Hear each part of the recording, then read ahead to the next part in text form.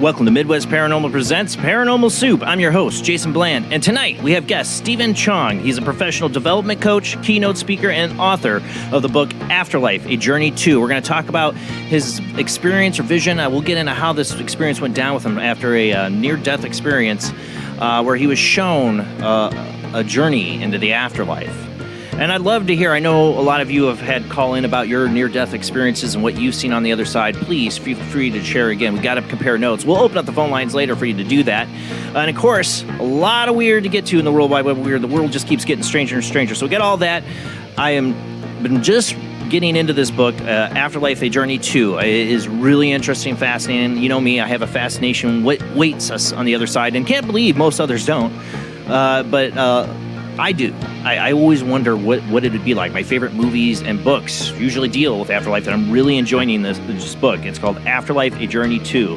And I can't wait to get into it with our guest tonight, Stephen Chong. Got a lot to get to, so let's go ahead and get rolling on into it.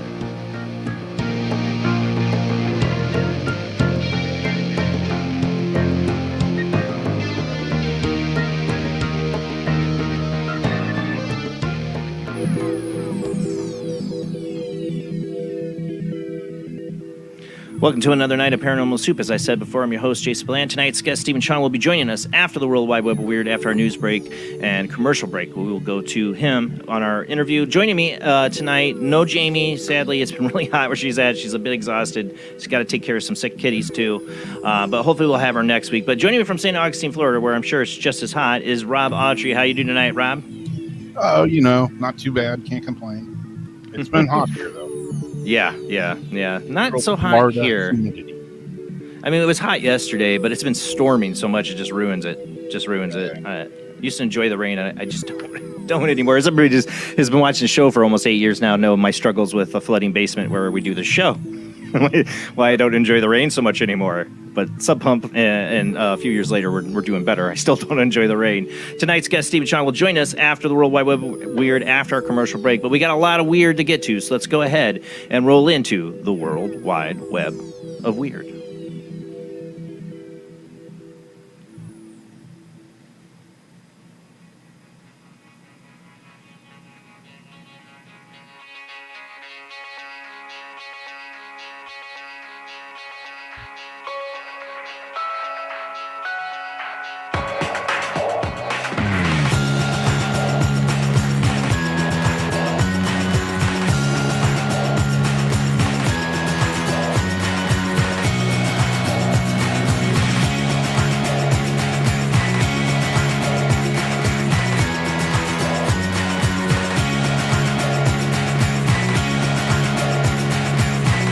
Tonight on the World Wide Web of Weird, I thought I'd start out with this one because being somebody who is called a ghost hunter, I guess, paranormal investigator, ghost hunter, whatever, I always had a fear I didn't like going to abandoned places and that. I'd always get permission to go wherever you go. But even some places we get permission to go seemed a bit abandoned. And there could be homeless people living there, and you never knew who was there. And I didn't like those things because I was always afraid I would find a dead body. I was terrified. In some of the places we went to back in the day, I would find a dead body. And I've heard some horror stories of this happening to paranormal investigators. Well, some in India had this happen. This is from Coast to Coast. Tim Binnell. Ghost hunters in India find dead body during live stream and help uncover a murder. For those listening on the Paranormal Soup radio network, we are a webcast streaming out live to YouTube, Facebook, and Twitch every Sunday night, where we cover the weird to start off the show. This weird, like I said, is what I never wanted to have happen.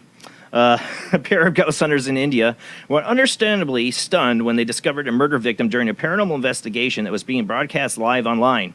The shocking moment reportedly occurred on June 30th as the brothers Angia and Senya were searching for spirits in a wooded area around a river near the city of Zawi? Sorry, excuse me. Being that they are popular paranormal YouTubers in their home country, the ghost hunt was live streamed on their channel as it unfolded that evening. However, the investigation came to a sudden stop when the astounded brothers found the remains of a man who had only recently made the journey to the other side.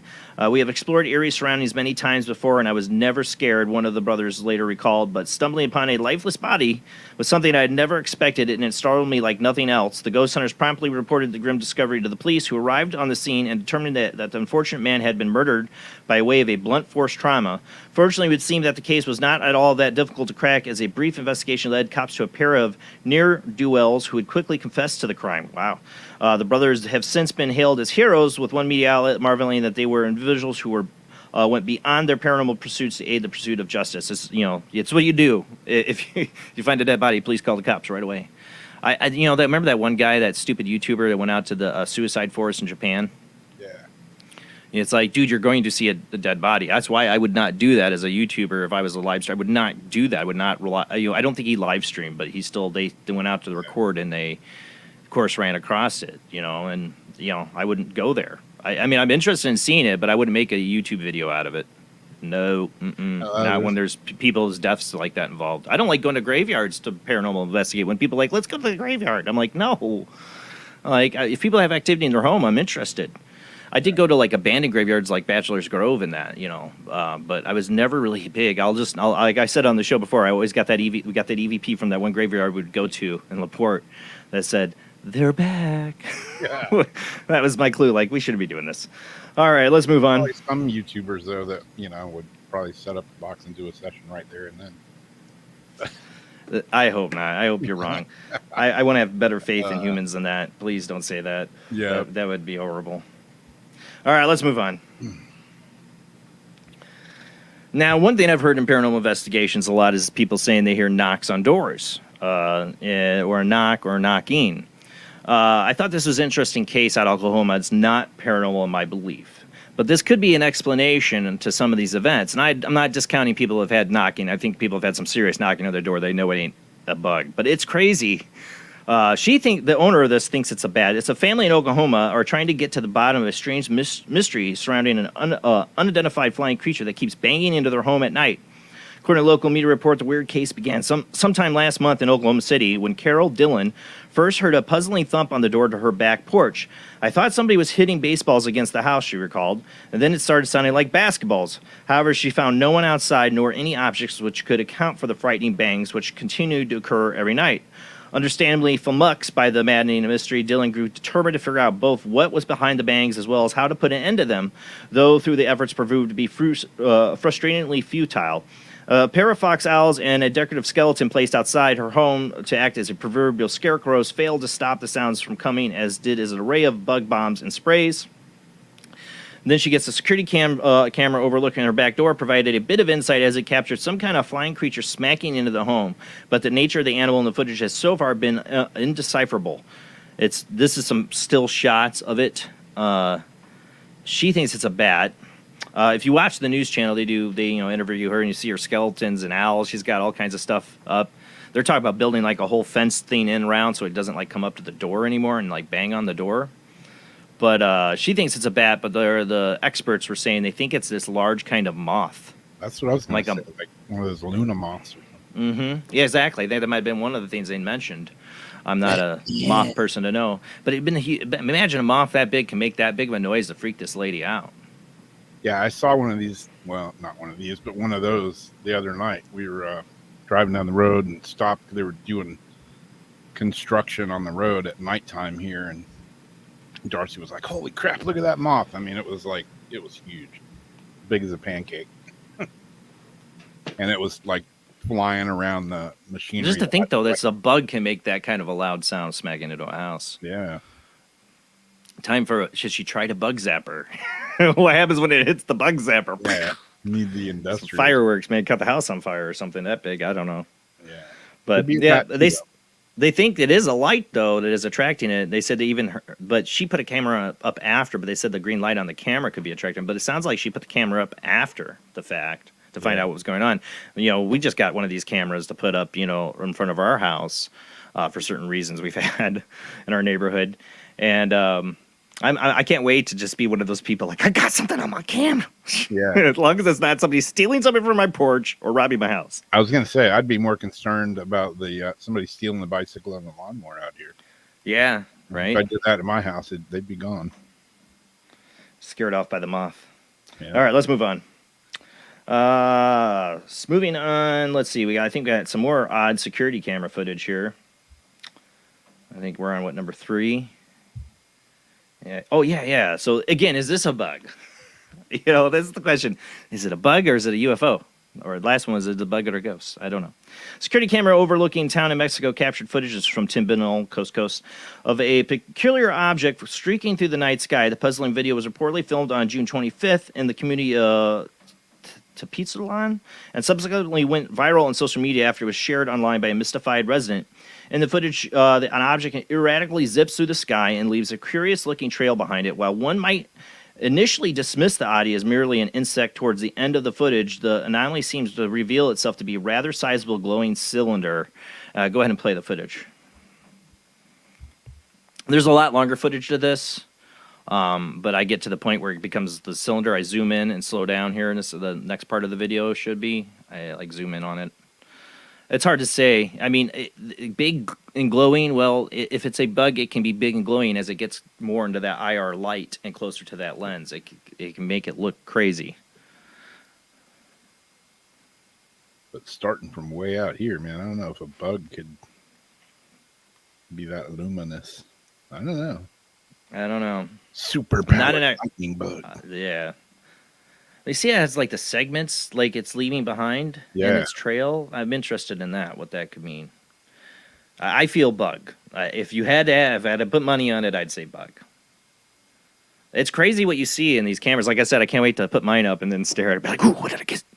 Oh, hey, man, we showed some interesting stuff on some security camera footages. These doorbell cams now everybody's got. Yeah. What kind of? When the aliens land in somebody's front yard, I guarantee the doorbell camera will be the first to capture it. Yep. Backyard, well, we had that in Las Vegas, didn't go so hot. Let's move on. Then we got another one in Mexico. This is like in the sand dunes, though. This guy takes a photograph. So another one I got from Coast to Coast. UFO inadvertently photographed by tourists visiting the sand dunes of Mexico. A tourist making a selfie in Mexico inadvertently captured a curious anomaly that appears to be a flying saucer hovering off in the horizon background. The peculiar photograph seen in the video, well, I have a picture of it, was reportedly taken last month by Ramiro Navarro during a visit to the picturesque dunes of Bilbao and the state of, I am butchering all this, Cahula? I don't know. I'm butchering it all. After returning, you can tell I've never been to Mexico or speak Spanish.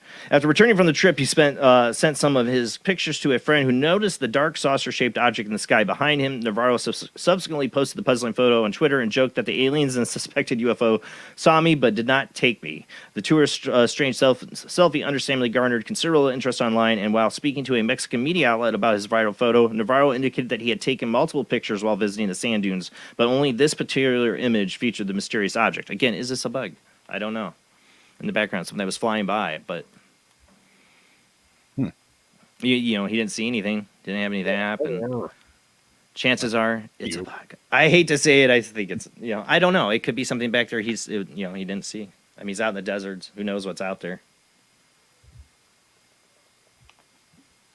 You know, UFOs photobombing. Yeah. Or bugs. I don't know. All right, let's move on to some shenanigans here from the internet. We cover these stories too.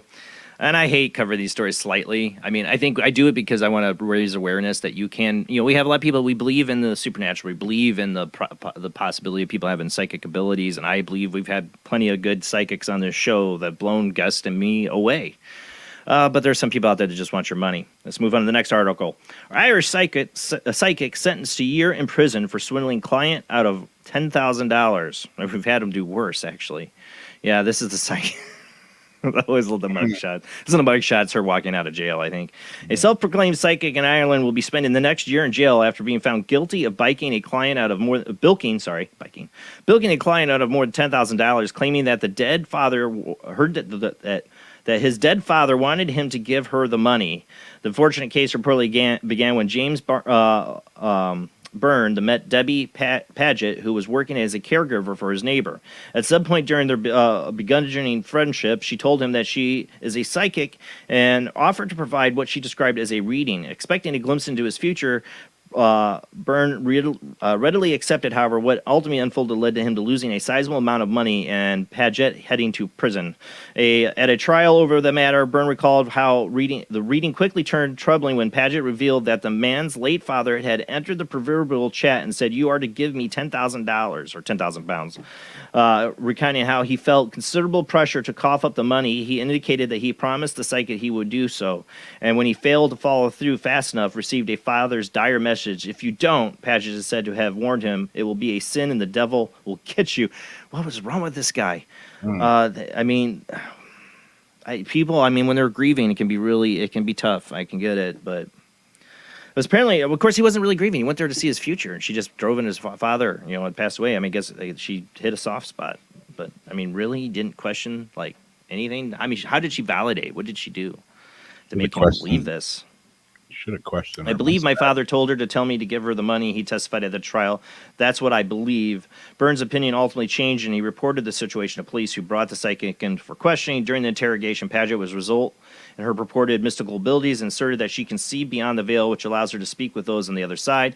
Claiming to provide access to her gift for free for people for over the 4 decades, she insisted Byrne had fabricated the whole story. It would seem that authorities did not believe her, as she was eventually charged with dishonestly inducing by deception. Jury in Paget's case ultimately found her guilty after 4 hours of deliberation, and the psychics learned her fate at sentencing hearing on Monday. Calling the purported medium an old-fashioned, confident stricter, Judge Pauline Codd posited that although the words of warning at the center of the case were fantastical in nature, the veracity did not particularly matter, since the supernatural threats led to Byrne being convinced to give her the money. It boggles my mind. I feel bad for the person. I'm not trying to judge them why they did. You get caught up in the emotion of you believe you're talking to your father. Man, just remember, people, any medium you go to should be helping you. And how is taking $10,000 of your money? Would you, as a spirit on the other side, try to get a psychic to give your loved ones $10,000 to them? I mean, would you do that? I mean, why would your father do that? Just if any warning signs come up like that with a reading, be done. Just walk away. Get a different second opinion. Yeah. Get a different medium. But that's not the end of the shenanigans here. We got more. I'm sad to say. But this one went way beyond. More. But wait, there's more, right? Yeah. This one went beyond that. Not just psychic, but they're God. I'm not joking. Wow. That's ballsy there. And a lot more money, too. I mean, one is for a dead father, but for God, I mean, now we're talking $300,000. And I'm right, $300,000 is I got from coast to coast as well. A lot from them tonight. Man accused of swindling woman out of $300,000 by pretending to be God. And I had to show the coast to coast images. That's because the little phone with the God calling. Oh my God. In a bizarre story out of Spain, a man on trial for allegedly convincing an elderly woman to give him over $300,000 by pretending that he was God. The strange case reportedly began back in 2013 when an unnamed suspect called the victim, identified as Esperanza and informed her that she was speaking to the Supreme Being.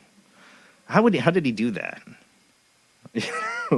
This is God, the Supreme Being. Like, did he use a voice changer?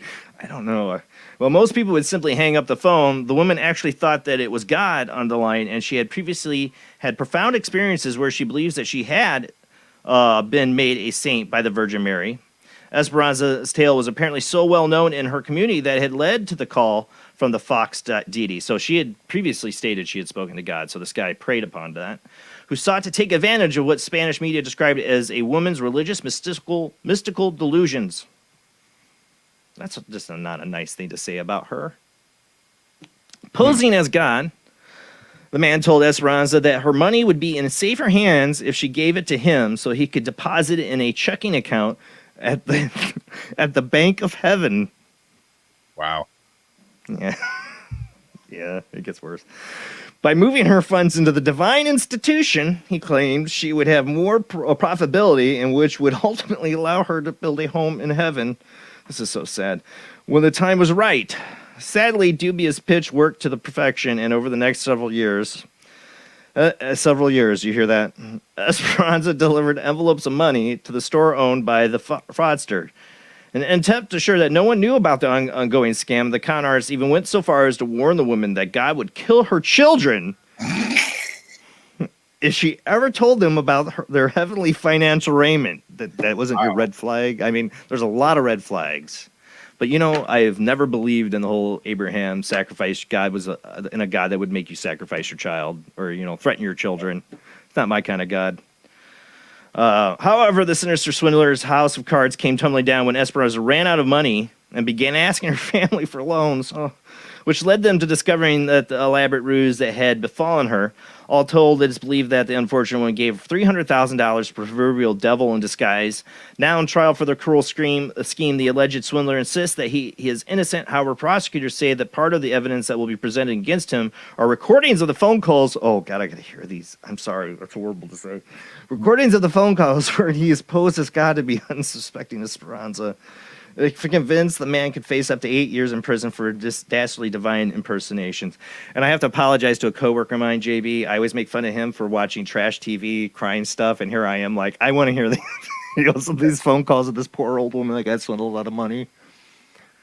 I'm no better than you, JB. I totally meant I would totally hear those.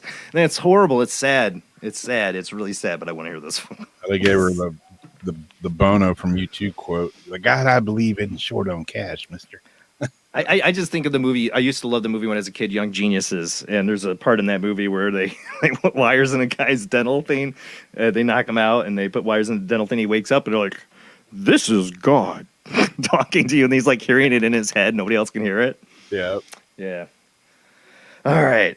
Speaking about con artists and all that, we can talk about the Pentagon here. Pentagon UFO office has secured another full year of funding. Yes, and there's Christian Gillibrand on the headline of this article. Known as the All-Domain Anomaly Resolution Office, or AARO, this new UFO-focused arm of the Pentagon was founded following the revelation the U.S. Navy pilots have been pursuing and even recording unknown objects moving at extreme speeds off the coast of the United States. Concern has been raised about the amount of money available to keep the office running, but now it seems as though the financial side of things has been sorted out, at least for now, with additional funding being included in the Senate Armed Secret Services Committee markup for the National Defense Authorization Act of 2024. With the aggressions from adversaries on the rise and the incidents like the Chinese spy balloons, it is critical to our national security. What did I say about those spy balloons, Rob? Remember that? Yeah. How that would go down. Here we are. What am I reading? It is critical for national security that we have strong air domain awareness over homeland and around U.S. forces operating overseas, said Christian Gillibrand, a New York Democrat who had previously pushed for additional funding after the NDAA dragged its feet last year. The office provides the opportunity to integrate and resolve threats and hazards to the U.S. while also offering increased transparency. Yeah. Oh, I laugh at that. To the American people and reducing the stigma around the issue of the high public interest. That's great. We definitely need to do that. The actual amount of the money assigned to the office, however, remains classified. I think as taxpayers, we should know how much money they're putting into this. Yeah. they keep trying to shovel money over to Ukraine. It's like, oh, something happens, like, hurry, send money to Ukraine while people are focused in on this other thing. Yeah, exactly. I'm much more better than giving money into looking into this than us funding war and killing people. Giving cluster bombs to countries I don't think is a great idea. I'm not getting political. I'm just saying I'm against war. I'm telling you, I'm not always going to speak out against war. And I'm not a big fan of it. So let's take the money from that and give it to this. Let's look into the UFO thing. I'm a fan of that. Let's do it. So how much money are they getting? Why can't we be told that? Why is that classified? Is it? I don't know. I mean, I feel like it's Project Blue Book though. That's where I want to know how much money, because like, how much money are you throwing at us to just like wag the the carrot in our face and keep dragging us along with actually no resolution or answers? Do you honestly think they're going to give up anything? I think so much of this is been contracted out a long time ago to corporations. The corporate capture of our agencies, well, the agencies actually are in the corporations too. It's a revolving door. You go work at the CIA or NSA or whatever, and you're going to go work at Raytheon next year.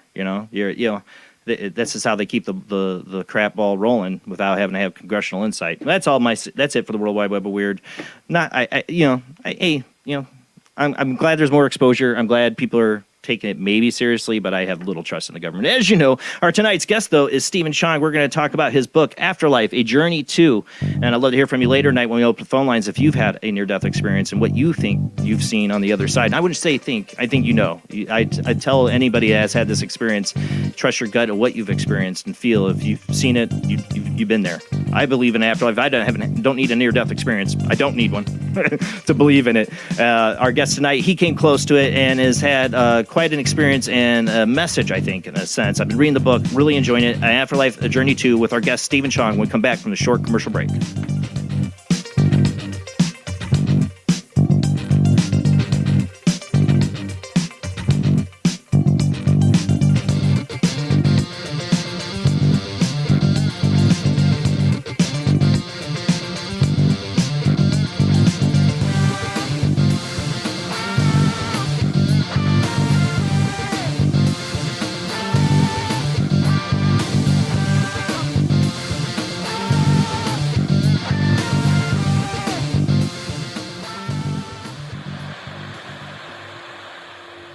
Join us every Wednesday night at midnight Eastern Standard Time for Weird Wednesday, the live stream, with your hosts Jamie, the Living Dead Girl, and Rob, the Phantom, where we'll talk about all things paranormal, including zodiac, astrology, tarot card and oracle card readings, live ghost boxing and spirit communication, where we'll do Voices from Beyond, the Cold Case Files. So we hope you join us live on Facebook and YouTube every Wednesday night at midnight Eastern Standard Time. We hope to see you there. Bye-bye.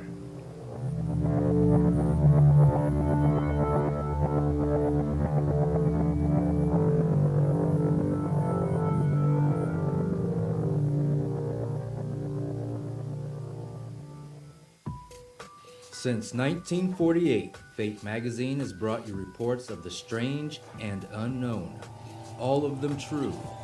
Fate Radio is carrying on that tradition, bringing you the unusual, macabre, strange, and bizarre.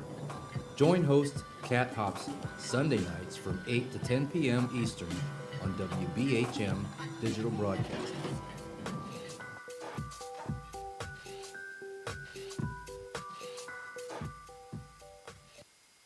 Of the second kind, physical evidence of a UFO. Close encounters of the third kind, contact. From Steven Spielberg, the director of Jaws, comes one of the most ambitious and unusual films ever made. And what you will see has never been seen before. It's a cosmic mystery crossing what many scientists believe will be the next threshold of human experience. It is called Close Encounters of the Third Kind. It begins in an Indiana town and leads to one inescapable conclusion. We are not alone.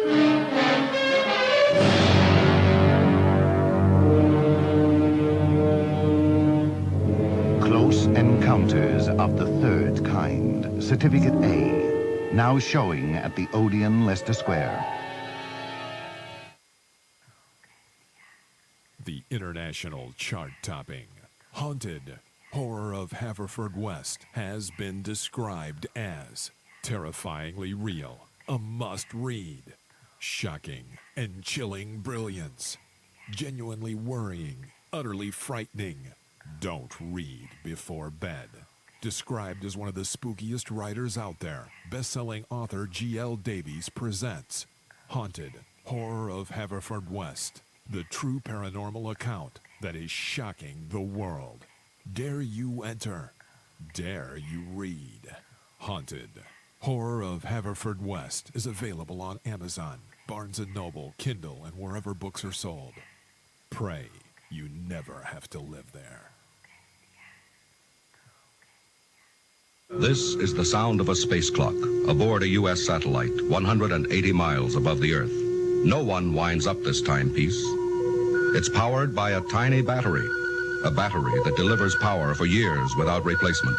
Now the same type of battery, the Duracell battery, can bring new reliability and long life to your battery-operated equipment. Radios, cameras, toys, all run far longer.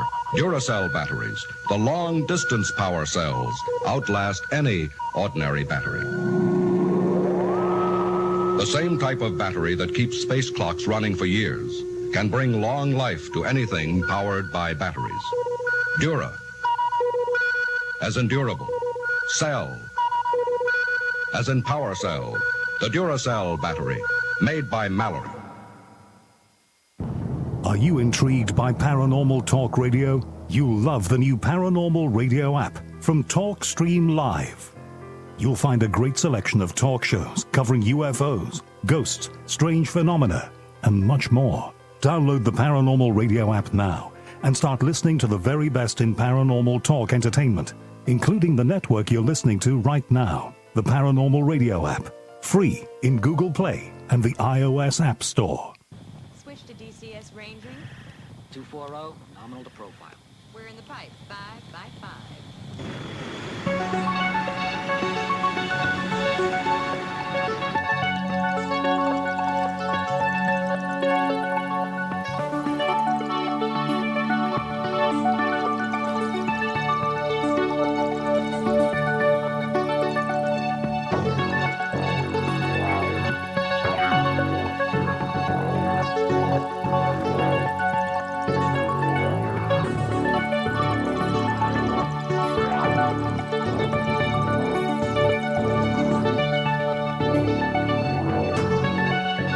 Tonight on Paranormal Soup, our guest is Stephen Chong. He's a highly sought-after professional development coach, keynote speaker, and author, and he shares his passion for life with everyone that he meets. Over the past 25 years, he has provided guidance and motivation to countless people through his inspirational messages and his ability to bring the best out in people.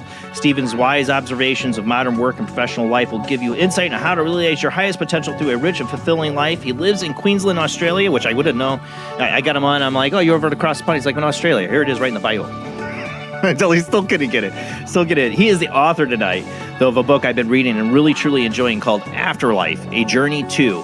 And he's had some very interesting personal experiences that led him to write this book. And that pretty much this information was given to him from the other side. And he is showing you a journey, what it is for two souls. And I guess their karma is what I'm seeing in the book. I can't give too much away because I haven't read the whole book, and I don't want Stephen to give too much away tonight, but we're going to get into that, and we will take your phone calls later in the show. If you want to tell us about your near-death experience after our next commercial break, call in, join the conversation. But tonight, let's get to our guest, Stephen Chong.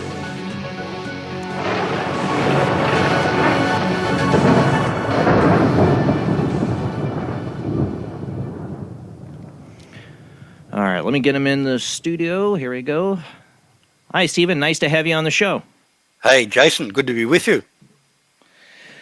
So I want to get, like I said, I started reading the book and want to get into, because there's a lot of visualness to the book, I say. You give us kind of you're trying to describe this experience that you're seeing, I guess, in a sense. I want people to understand where this comes from tonight and how it started for you.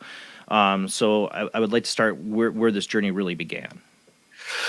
It's a very good question, Jason. What happened for me about 3 years ago, as you do when you get into your 60s, you get up on roofs and clean out gutters, and I fell off about 5 meters, and I'm on this ladder, and it's gone through plate glass, and there's glass everywhere, and I'm lying on the ground, and I can't feel anything below my neck, and I thought, I'm in real trouble here.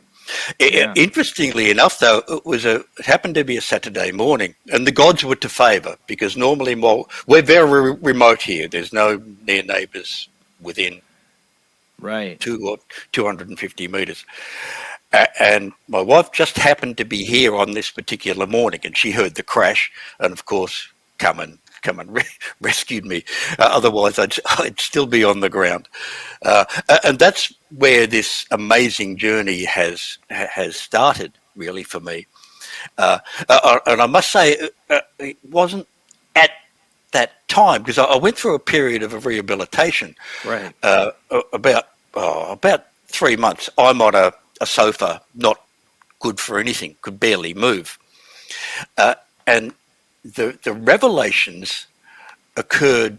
It was like I had lying on this couch. I had this title of the book going through my head, and it was like saying, "Go away, leave me alone." Because I'd written books before, and I'd shut down. I said, "I'm retiring. I'm done here," But this title was pounding away in my head, and I knew where it was coming from. This, it was this download, but I'm saying, go away. I don't want to do any more. But eventually I've relented. I've said, okay, I'm in. Whatever it is, the afterlife, whatever it is you want me to write, I'm in. But I had no storyboard, no character, no nothing. I had nothing to start with. All it was that I chose to write. So as soon as I've sat down, as soon as I've made that choice, I saw the images and I heard the words and the music and the colours, and every time I sat down to write, it was there. It was like just a continual stream of this heaven. It was like, the best way I could describe it is like being taken on a scenic railway tour, being shown all these different areas of heaven, levels of heaven. And in my wildest dreams, I couldn't make this stuff up. But it is, I saw it and I heard it, and I did my best to translate, to type, to dictate, if you will, what I saw and experienced. It was quite the gift. Before this accident, that set this off, what was your religious thoughts or beliefs? I've never been a religious man, Jason. Never. Spiritual, yes. Connected spiritually, I guess, at many levels, and being gifted with a beautiful family around me that has guided me much in that respect. But I have no religious doctrines that I follow, nothing like that, no. I was telling you before the show, when you were telling me about your accident, like, my wife is like, you're never getting up on that ladder to the gutters unless I'm home. And I've broken that agreement a couple times and got in big trouble.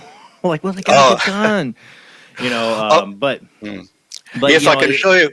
We're the same, Jason. If I ever get up on a ladder again, it will not be a near-death experience. It will be a death experience, because my wife will kill me. Now, the obvious question people are going to ask me, like, well, how do you call it a near-death experience? Did you die? Did you have any kind of experience at that moment? No, I can't aspire to that. No, the revelations occurred when I'd made that choice to say, okay, whatever it is you want, this gift you want to give me, I'm in. So I had to make the choice, because I could have said, no, see you later, I'm done. I've had a bad experience. I've fallen off a ladder. I'll just continue on being Stephen as I was. And you had no psychic download experience like this before in your life until this? No, I wouldn't say that at all. No, it was that, and we talked off air about whether calling me a medium or a channeler, and I don't aspire to that. I'm just a regular dude trying to make his way. But what But I I can think authors do. I want to say something though. We've talked about this on the show a lot of times. That I think musicians and authors do channel. I really do think you're doing it in your own sense a way of channeling. We can get into that later. Sorry. Yeah. I hear you big time. For me, it was like there was two aspects to it. It was like I had to tune in. So when I wrote, or when I sat to write, again, as I mentioned, I had no idea where the story was going. I had nothing. I'd write whatever, but I never knew what the next thing was. So I had to trust. And every time I sat, I trusted that the next part would be there. And as I said, it was just glorious what I saw, and I hope I did my best to describe what I did see and hear. Now, the way you write it kind of goes from a third person to first person. It seems to be there's this particular entity or spirit, Athar, or I don't know if it's saying that right, that's communicating with you. Yes. He was. I'm seeing through his eyes. He's the character that was taking me to these different levels and showing me. So I'm seeing what he was experiencing. And some people have asked me whether that's a real character or was a real character in life. And I don't know. I really don't know. But the language that came out in the writing of the book was not mine. It was almost Old English, Gothic, arcane in some way. But I just wrote what I heard and saw. Well, it seems like you're talking about a foster home of boys and some kind of religious institution, Catholic maybe. You have a bishop. Yes. Do you have an idea where this takes place in time period? No, I don't. But what I know is this Athar character in life and as a child was abused under the auspices of the clergy. This is some deep stuff. Yeah, absolutely. To be warned to the audience. Yeah.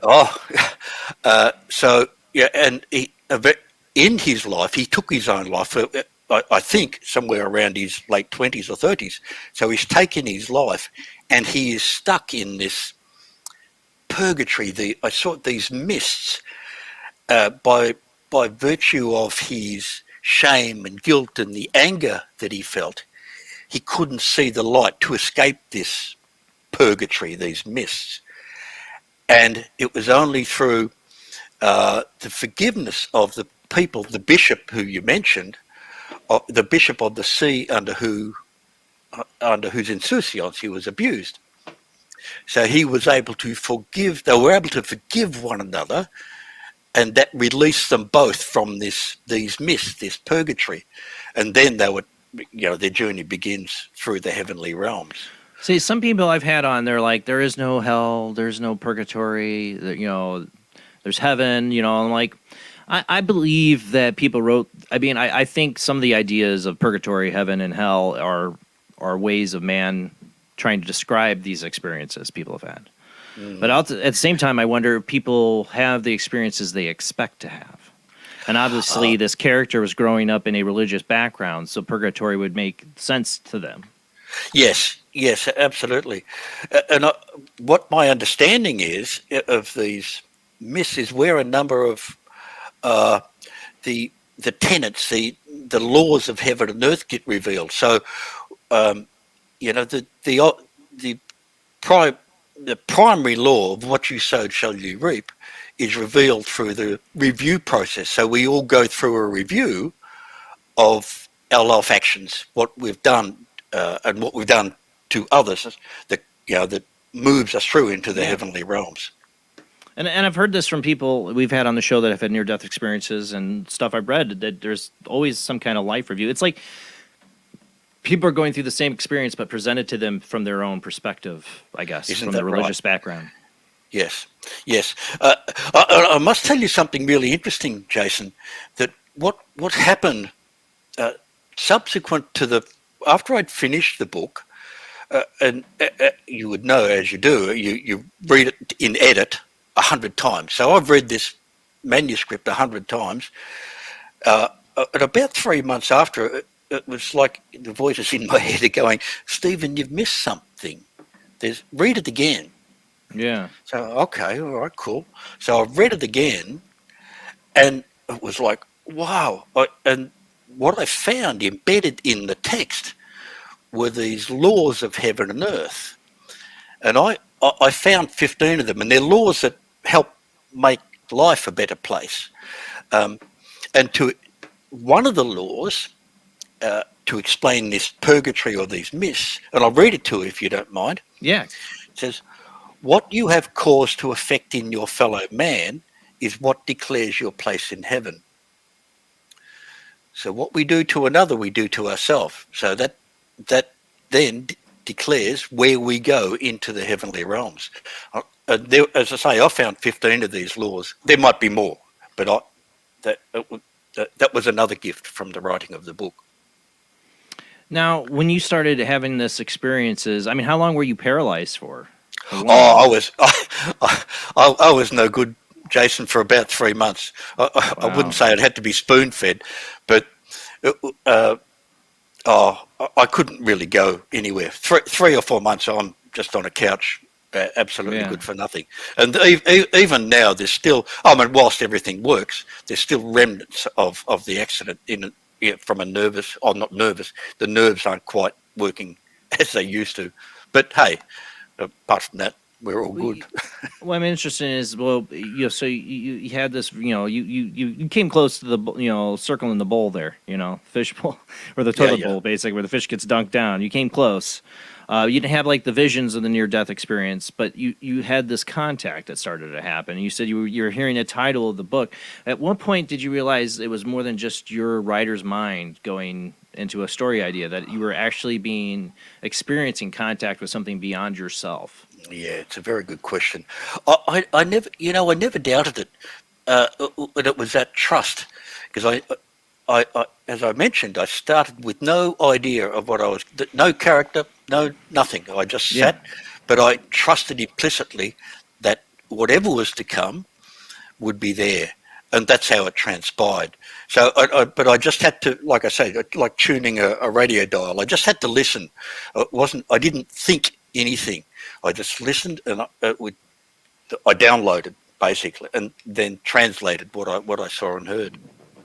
See, but we've talked about this so many times on the show, though, because I've tried to write, and I've had some stuff I've written as a musician, too, that I felt like predicted the future later in my life. Some of the lyrics I just would spout out and come up with.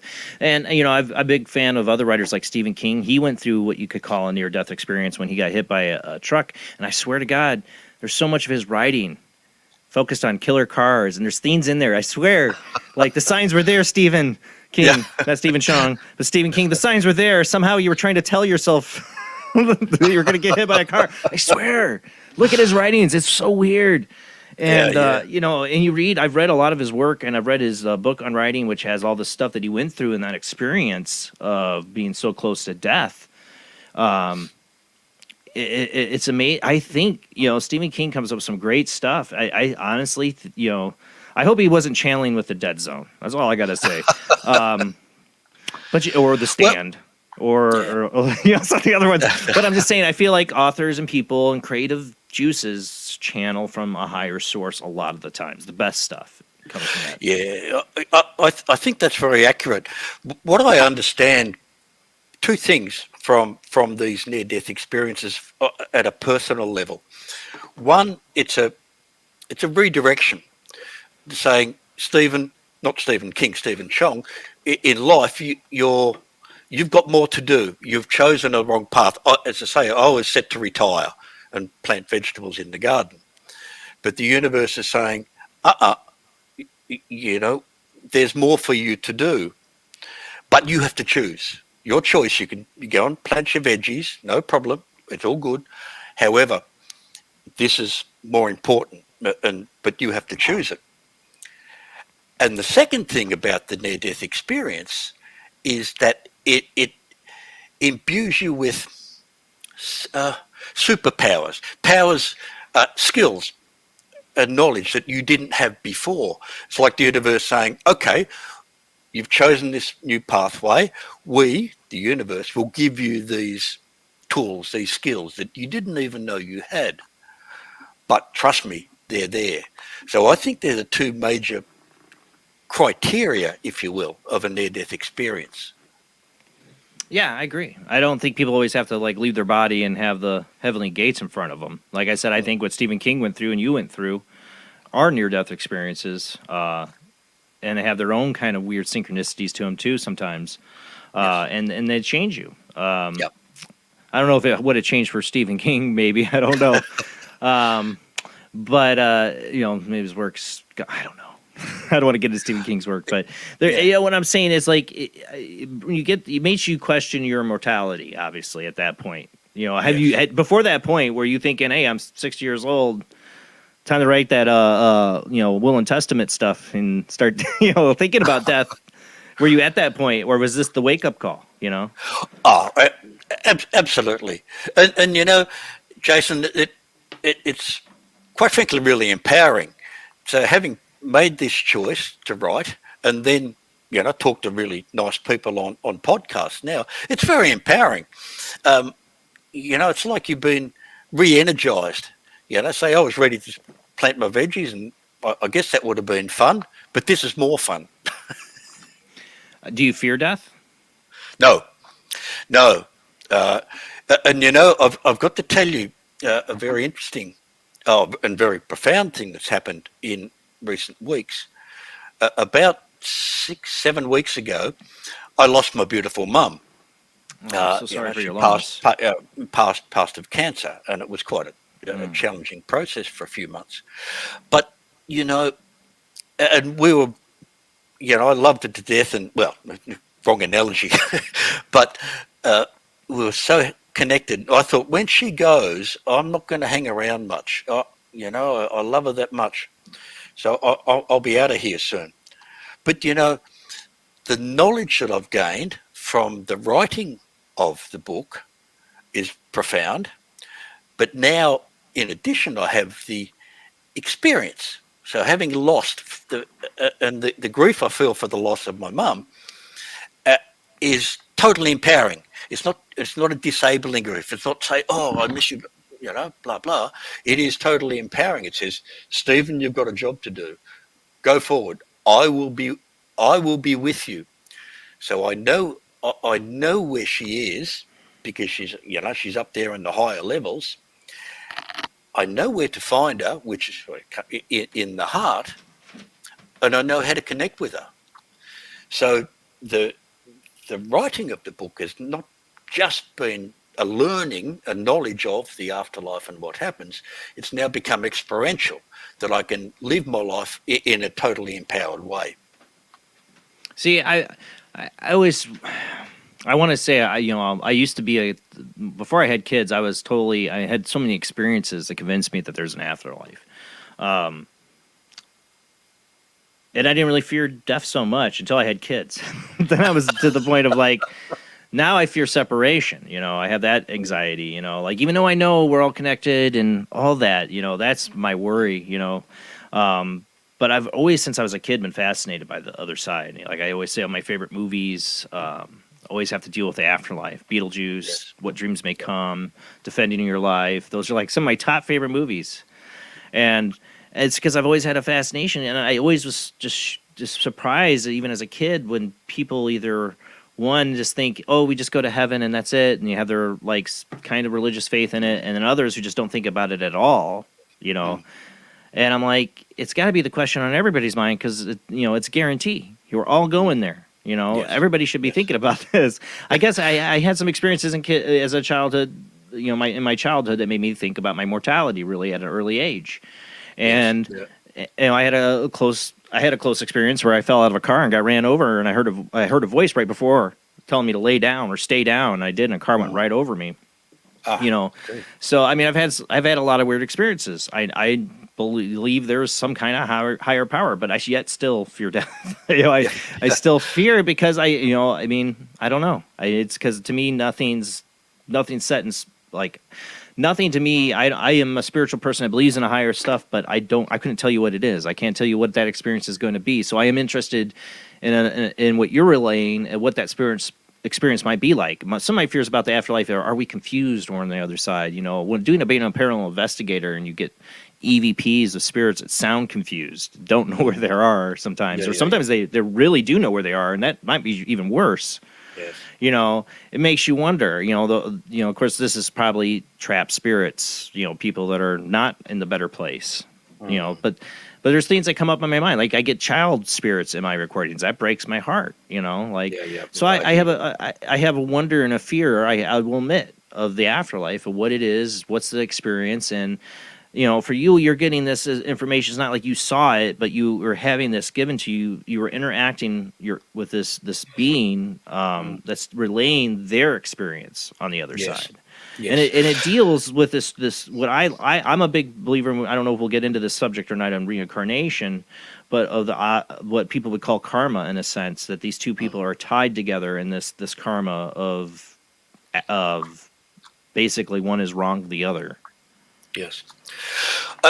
Jason, let me give you an example, and you probably haven't got to it in the book because it's in the latter parts of the book. I got taken to what I call the school of children.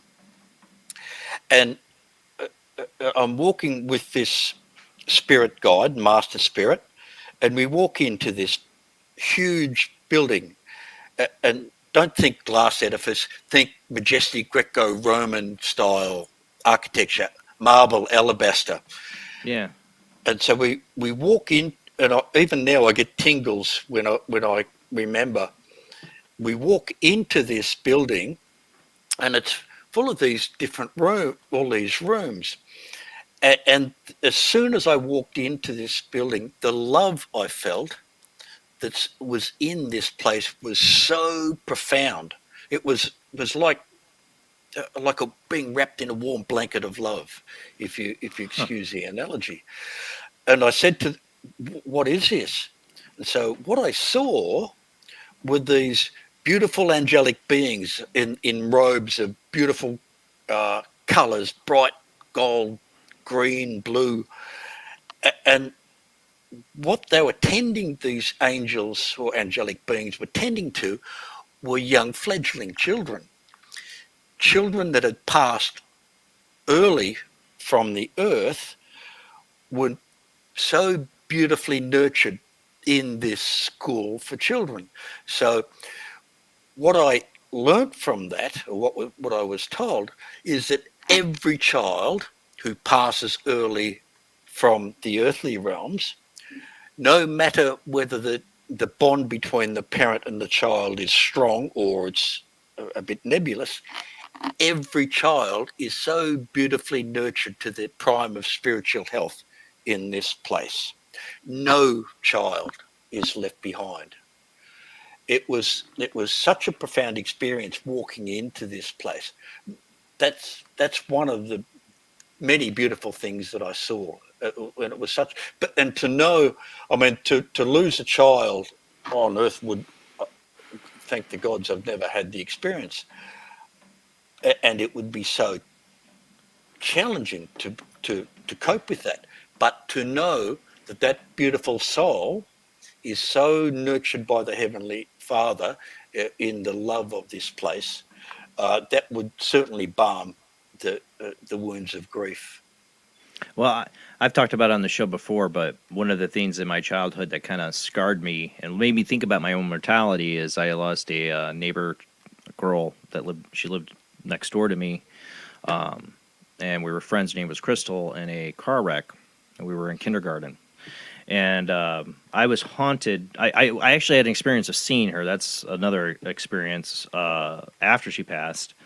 But that wasn't what really haunted me. What really haunted me, and made me say I'd never wanted to have kids, it was seeing her mother standing at their screen door, just staring. And hearing from people that knew the family that they left the bike that she had left there, her bicycle, for years there. And that they never touched her room. And just when I'd hear that about them, I would always picture that haunted person I saw going through such horrible grief and loss, and it haunted me as a 5-year-old. It Yes. haunted me. It made me think about my own mortality, and I didn't want to have kids. And I was very much like, oh, we're doomed anyways. You know, I've had a whole show about us being the doomsday generation, us Gen Xers, thinking that some kind of Nostradamus doomsday is going to happen. I was ready to watch the world burn. I didn't care a crap about, humans are stupid. We're going to blow ourselves up or whatever. And then I had kids, and now I got to care. Because and there's the reason I didn't want to have kids is because there's nothing you can say to somebody that kind of grief or loss, and I would love for that mom or any mom that goes through that to have that knowledge that you're saying, to know that their child's spirit is taken care of. I even as a child would talk to a little girl. I remember her. And I would say, bye, little girl. And my mom would be like, who are you playing with, little girl? She went to the psychic, and the psychic knew nothing about us. And said, oh, the little girl your son talks to. My mom didn't tell her anything. She goes, that's your daughter you miscarried. I remember a real little girl, But this is a girl that was never even born. She was a miscarried. I saw when you talk about child spirits, I saw my youngest son, Liam, years before he was born. A ghostly, translucent boy walked in the middle of the daylight of my parents' living room right before I was going to move out and marry my wife. Walked up smiling up to me, and I felt this overwhelming love, this beautiful love, compassion I only felt once before in my life. And to me, that I call God, that love, that compassion, that just total peace. Yes. Yeah, that's an amazing experience. My understanding is love is the bridge. Love is the bridge between us here on earth and those spirits who in heaven. So, and that allows a connection between us. And there's no separation for that connection. There was I tell you another experience from the book, Jason. Again, just what I saw was, and I called it the abode of reunion. And if you could picture, I'm standing on top of a hill, seeing through this character's eyes, and I've got this master soul next to me, and we're looking down on a dale, like a valley, and to the side were these mists of purgatory, and there was all these souls like hanging around in this valley, and I turned to the guide, what is this? And what I saw were these souls coming over, not through, over the mists, and they're connected by like a silver cord, and they come and meet up with a loved one, and then talk, discuss, and the loved one in heaven is there to help, to guide, to like an anchor, to assist. Yeah, but the soul on earth is when we're asleep. So when we're asleep on earth, the soul is able to transit into this heavenly. You really read my mind, because I was going to bring this up too. I had been thinking this in my mind. I have a voice saying, talk about that your belief in dreams, that we go there in our dreams, because I've had several very vivid dreams where I felt I've gotten glimpses of the other side. There you go. That's exactly what I saw. So, and love is a bridge. So if you love another who has departed, you can call on them, and then during one's sleep, you're able to visit them and seek their counsel or guidance or whatever it is. I've recommended that to people that are going through, I said, tell them you want to talk to me in your dreams. It might happen. Absolutely. That's exactly what one should do. Do a little meditation before bed, tune into that individual through the bridge of love. Love is a connection, and then be open to what one receives. Yeah. And I'm sure we've all had the experience where, like, we've woken up in the middle of the night, or we've gone to bed with a problem, and you've woken up in the middle of the night and gone, oh, I've got that. I've got the answer. Yep. That's it. Then you've got to hurry up and write it down, otherwise you forget. But I'm pretty sure that's what's happened. We've connected with that loved one in the heavenly realms. I had some my father's side of the family I've not been very close to, because my father left when I was 2. But it's been a troubled family, and I had weird relationship with my grandfather, but I've had some dreams and some through meditation experiences of my grandfather coming through to me, and I've had him come through to some mediums, namely my friend Katrina Cooper. When I first met her, he was trying to come through to her because we had unresolved stuff, because we had an odd relationship because of my father. And even my uncle, who tried to get close and be close to me, had his personal problems with drug addiction that ended up taking his life, and we had issues because of that. I had an experience, I swear, I was given a glimpse, because I believe when people say there's soul groups and family, I believe in family. I think one of the best things we need to get back to is the power of love in your family, and no matter your differences of opinions on different things with your family, you should love. There's a reason you're you're part of a family. But I always felt just out of this family because of the relationship. I had this dream after my uncle, it was after my uncle passed, and then his wife a year later. After she passed, I had this dream. I was in this house, this beautiful house, and all these different children were there, and people I didn't really know, but I knew them when I was there. And they were and my uncle was there, and his wife, and other people I can't tell you who they were letting me know you're part of this family too. And I woke up from that, feeling that, that my uncle was trying to give me that message, and we had a very estranged relationship. And that's why I tell people, you're going through, there's things spirits want to get off their chest sometimes to you, and they'll do it through dreams. They got unfinished business sometimes. There you go. And that perfectly describes it. Absolutely. That's unfinished business that needs closure. And the love that connects you with the other is that bridge which enables that closure to occur. One of the instances of the book, you kind of described the experience of the bishop and his passing.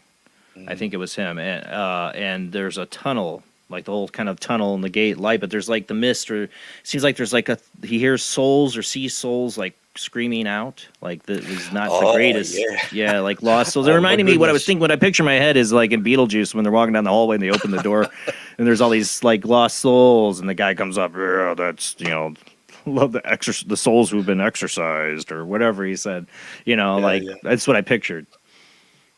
Yeah, that was an amazing, another of the amazing experiences where I was taken. And again, looking through the eyes of the character, I'm with this master soul, this guide, and we get taken through this. It was like if you can imagine a forest, a bushfire, where, the smell and everything's burnt and it's horrible, and the smell of ash and burn. And there was this huge portal, and the portal opens, and we enter into this area, and I can still see it vividly. There were these huge vortices, spinning vortices of power, and there were these souls trapped inside, and some were clamoring to get out, but they were also being pulled down by others in each vortex. And standing around each of these vortices were these beautiful angels, majestic angels, beautiful colours. And I've turned and go, remember the words, it's horrible, what is this place? And what was described to me is this is where souls, this is not the judgment of heaven, like, the hellfire. It is where souls are entrapped by choice. They are entrapped by the power of, and think the 7 deadly sins, lust, anger, wrath, gluttony, and I can't remember the others off the top of my head, but that the soul is entrapped by their own choice. It is not the judgment of heaven. So, and until such time, and these angels in waiting were waiting for the soul to be contrite, to say sorry. I want out of this place, and that releases them from the power of this vortex, and then the souls were taken away by the angelic beings to wherever they had to be taken to next. But the soul had to be contrite enough and that released them from the power of their own choice.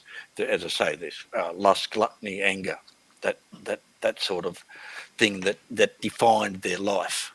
And that, to me, seeing that and describing it, if that doesn't turn on earth people away from errant choices, I don't know what will. It's like saying, God, this is a horrible place. Don't do this stuff. Do it before you pass over. It's, I've never been one, like, I don't believe, like, well, a lot of people believe people are sin. This is a sin. You're going to hell. Like the strict religious dogma. I've never been a fan of that. But I always love the explanation they put in What Dreams May Come when the one character, she commits suicide. And she's in what seems like a hell, or they say it's hell, but it's really a hell of her own design. That her husband, which is Robin Williams in the movie, helps her wake up and free herself. I thought that was a beautiful concept. And I don't know if that's how it is. I do think there are dark places or dark vibrations or dark levels, because I dealt with something that was really nasty when I was 18, that some people would say was demonic. I don't like to call it that, but it was definitely something not human and not good, But I believe there's definitely evil in the world. I mean, there's people that I feel like are soulless. So you look at some of the horrible people in history of like serial killers and that they seem soulless. They have no empathy or compassion. That love and empathy we can have, or the ability as a human to have compassion, to put yourself in somebody else's shoes, is completely missing from these people. Correct. Yes. And yes. so what happened? Do they go up to heaven too? Like I when you have people have the right, everybody's forgiven, it's all, I was like, yeah, but there are some evil, sick SOBs I'd like to see burn. I can't help but judge them, Yeah. Well, again, interesting, Jason. It relates back to one of the laws, and again, I'll read it to you. What you have cause to affect in your fellow man is what declares your place in heaven. So, what I saw were coming out of these mists, this purgatory, where there was a portal leading onto a plateau or a dale area. And some souls were dressed in these beautiful, and if you can imagine, like head to toe robes of colors you could not even imagine. Like, forget the 7 colors of the rainbow, magnify that by 100. And some souls would, the robes were beautiful, white and shimmering gold and other different colors.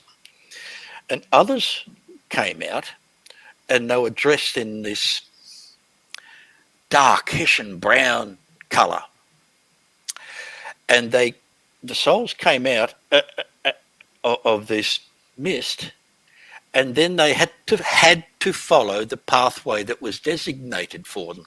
So the robes, the color of the robes, designated where they went to in the heavenly realms. So what I saw was, souls that come out with beautiful white colors, they went up to higher levels. But there were others in this dark browny type colored. Think of it was like an aura, the best way to describe it.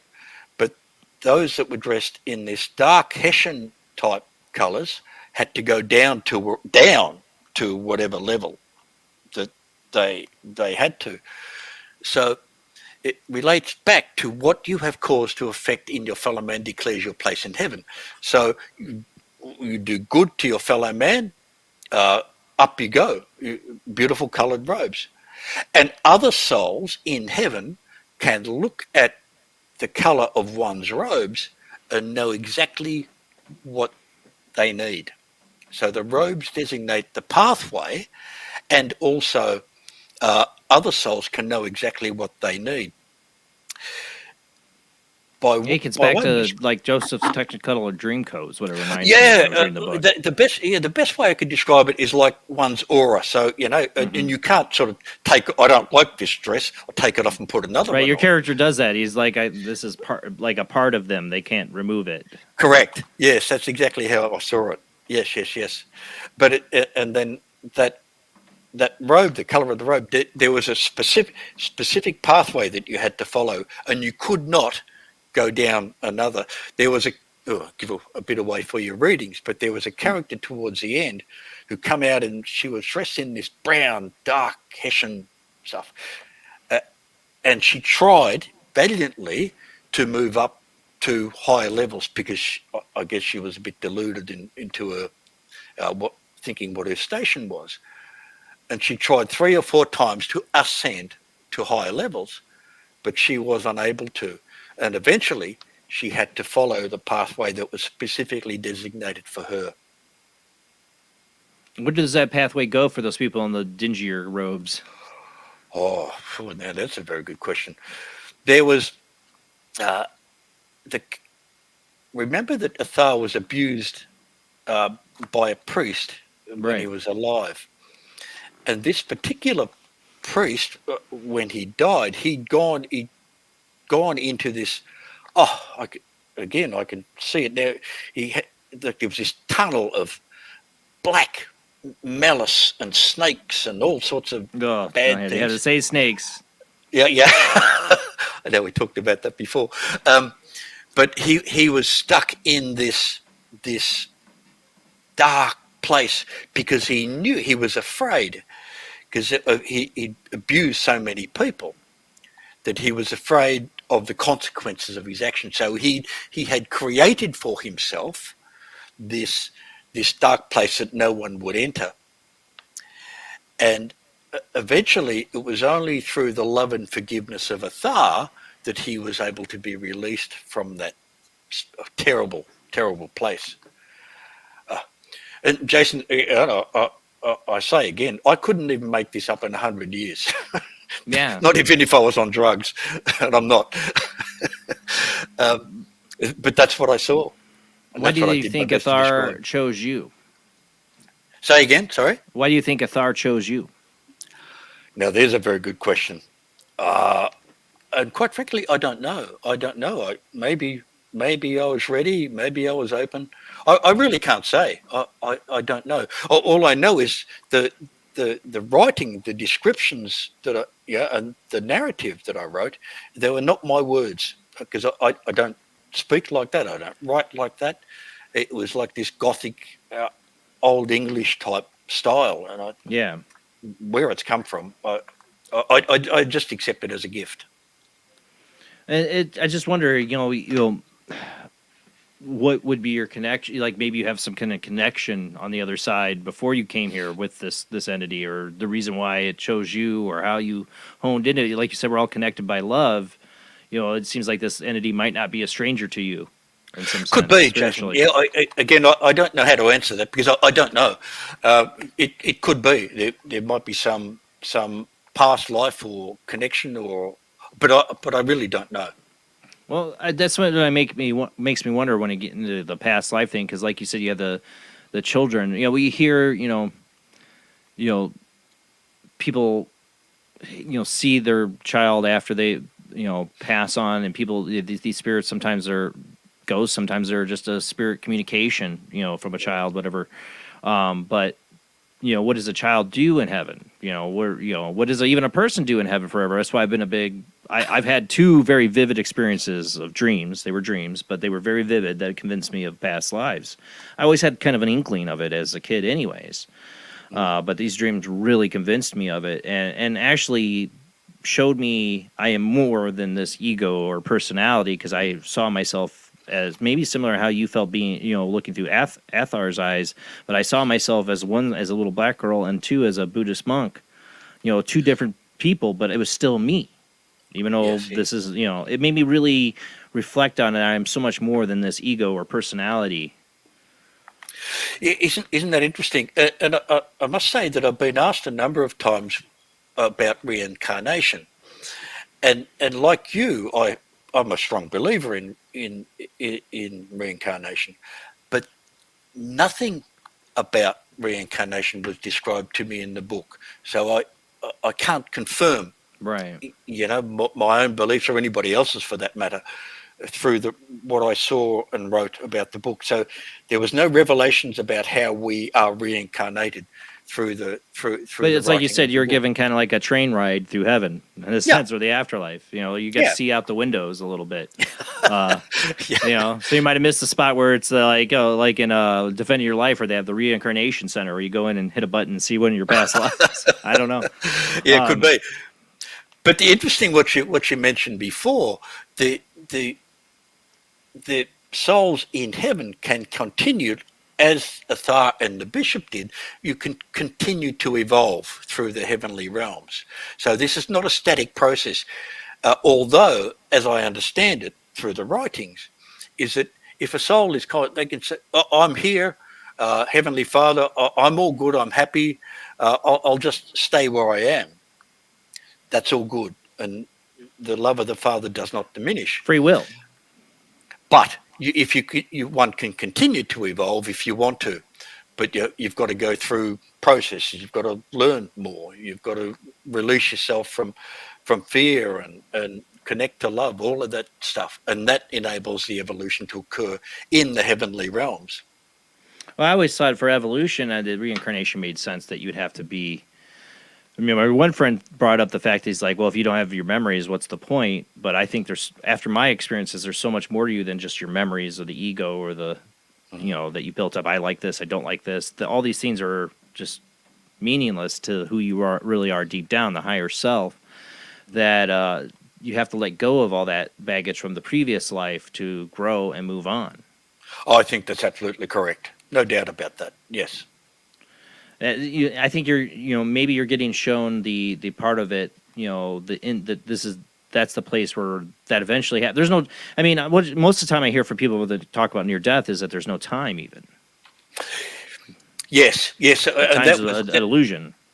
Yes, that was revealed too, Jason. There is no time and space in the heavenly realm. It's all experience.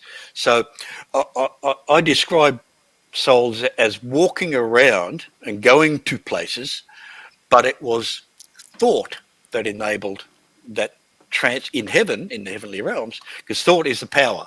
So, and love is the bridge. So if I thought that I wanted to be somewhere or with someone, that happened instantaneously. But in the book, I described it, we walked over to a different area, or we transferred across. I couldn't sort of describe how, I just thought it and then I'm there. If you know what it is. But we have people tell that experience in near-death experiences that they, their thoughts took them to places, like to loved ones that were grieving or waiting at their bedside because they're, pretty much, on the deathbed there, those kind of experiences. That it is, and that people don't. That it's more telepathic to communication. A lot of times, I've heard from people that it's not exactly words. It's thought. It's feeling. Yes, that the communication is. Yes. One of the other places, Jason, I was taken to, and I don't know whether you've got to it in the book, is this grand library. Ooh. And again, if you can imagine this Greco-Romano architecture I described before. Mm-hmm. We're taking up these stairs, again with a guide, and we enter into this building, and it's just full of tomes and books and students in course of study. And what I understand is that it's a hall of records. So Akashic records? Yeah, the Akashic records is the way to describe. So all that one has thought in one's life is revealed as past, present, and future through the review process. So no thought is inconsequential. Everything is retained to record and accessible in these hall of records, as I understand it. That might be horrifying to some. Yes, I would think so. Yes, absolutely. But the interesting thing, Jason, is it's really powerful to know about this stuff, but more important that we translate the knowledge into making life a better place.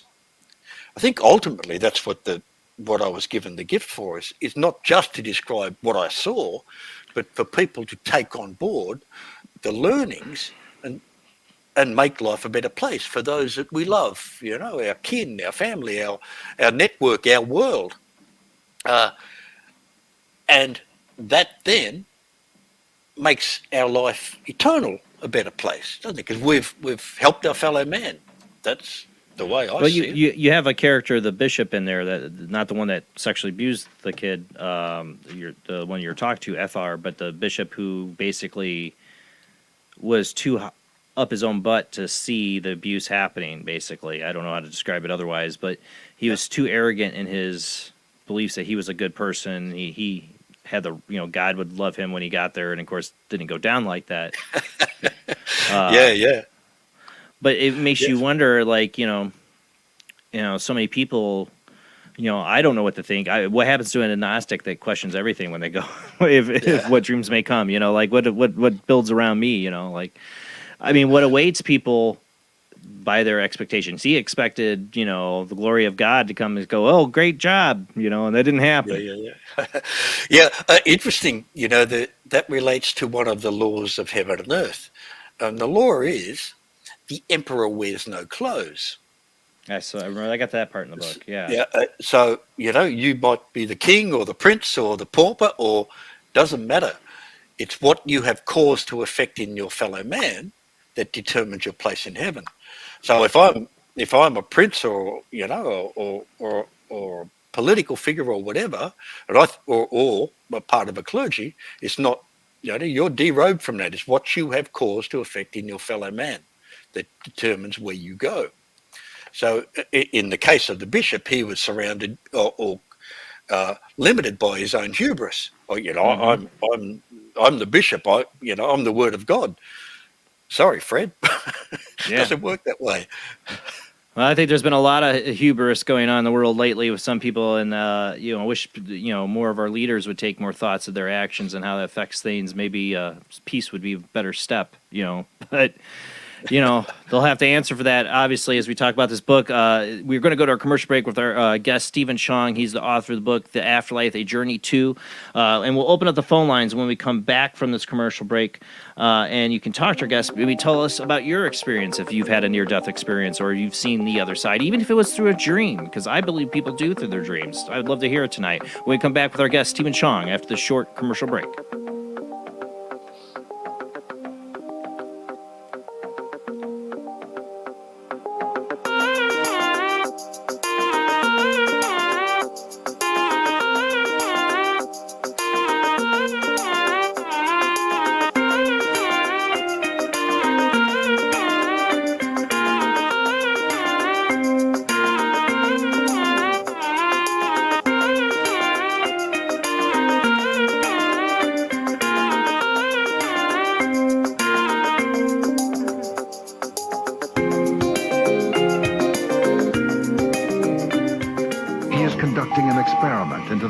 Effects of sensory deprivation and hallucinatory drugs. The subject of the experiment is himself, and the experiment is out of control. Ken Russell's Altered States, a film that must not be missed, is in the West End now. Altered States, Certificate X. Do you wish for more paranormal and spiritual content? The Paranormal Chronicles magazine is a free digital magazine crammed with the very best in paranormal and spiritual articles and features. No sign-up, no subscription, just free reading and knowledge for you. Read today at www.paranormalchronicles.com/magazine.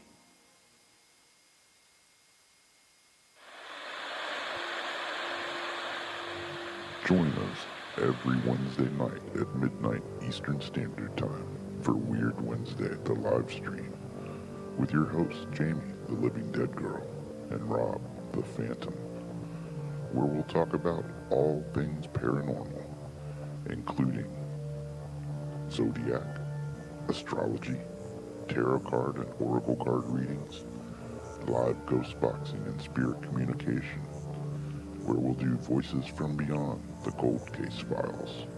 So we hope you join us live on Facebook and YouTube every Wednesday night at midnight Eastern Standard Time. We hope to see you there. Bye-bye.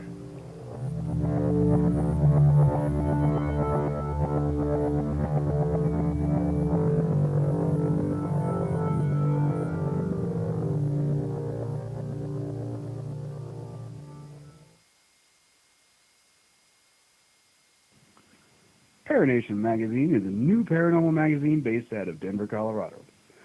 Our goal isn't just to give you the best paranormal content out there, but to promote paranormal unity.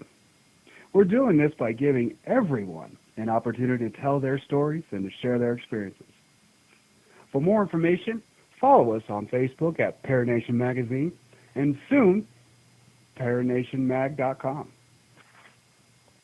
I've Never Met a Dead Person I Didn't Like is the extraordinary travels of a young, alone, and broke psychic in the highly anticipated new book from internationally renowned psychic, medium, medical intuitive, and best-selling author Sherry Dillard. Critics have described I've Never Met a Dead Person I Didn't Like as an engrossing memoir, an empowering story of how a broken girl came to accept her psychic gift, a refreshing and fun read. I've Never Met a Dead Person I Didn't Like is available through Amazon, Kindle, Barnes & Noble, and wherever books are sold.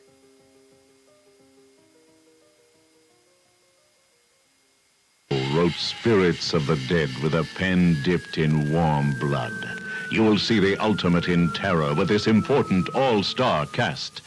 Brigitte Bardot, Alain Delon, Jane Fonda, Terence Stamp, and Peter Fonda in Edgar Allan Poe's Spirits of the Dead. Only Poe's demented genius could bring to the screen such horror and evil. Spirits of the Dead stars Brigitte Bardot, Alain Delon, Jane Fonda, Terence Stamp, and Peter Fonda. Directed by three masters of the cinema, Federico Fellini, Louis Malle, and Roger Vadim. Spirits of the Dead is an adventure in terror beyond your wildest nightmares. Spirits of the Dead in color is rated R. The answer to the ultimate question of life, the universe, and everything is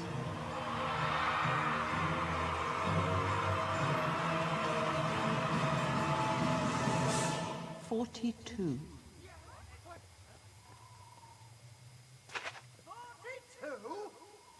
Yes, I thought it over quite thoroughly. It is, it's 42. It would have been simpler, of course, to have known what the actual question was. But it was the question. The ultimate question. Of everything. That's not a question. Only when you know the question will you know what the answer means.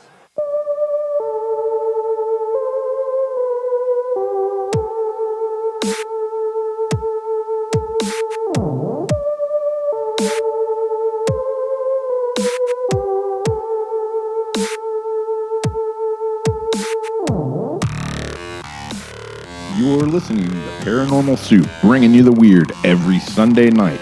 Call into the show and join the discussion. The call-in lines are 219-230-4444 or 260-225-9419 or by Skype caller ID OOJBland00 or JBland Paranormal Soup. And now to your host, Jason Bland. Tonight's guest is Stephen Chong. He is the author of Afterlife, A Journey to. We're talking about this experience he had after coming close to death and having this spirit of Athar, if I say it right, coming through and showing him their journey on the other side. Like you said, it's like a train ride he took where he got to see a train ride through heaven and got to experience what it was like. The Technicolor Dreamcoat experience. It seems like it's a very fascinating book. I'm about a few chapters in. I've been really busy this week, but this is my kind of book. I have always been fascinated with other people's experiences, what they feel the other side is. And I think everybody has varying experiences, but there's a lot of commonality. And I'll tell you, it's always love that binds us together. And I saw somebody, one of my good listeners, say, is it judgment or are they being judged? Maybe the robes are some kind of way of like judging, but it doesn't sound like there's really judgment. I think people are just learning.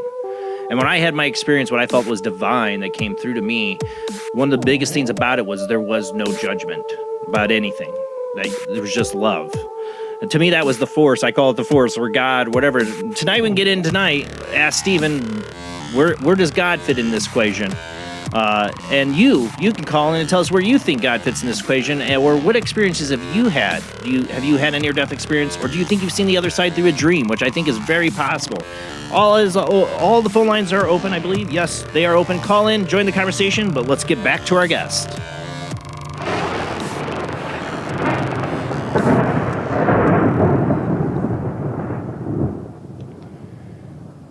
Thank you for staying with me, Stephen. So we're talking about a lot of this experience that you're seeing through Athars, right? The Correct. entities named. Yes.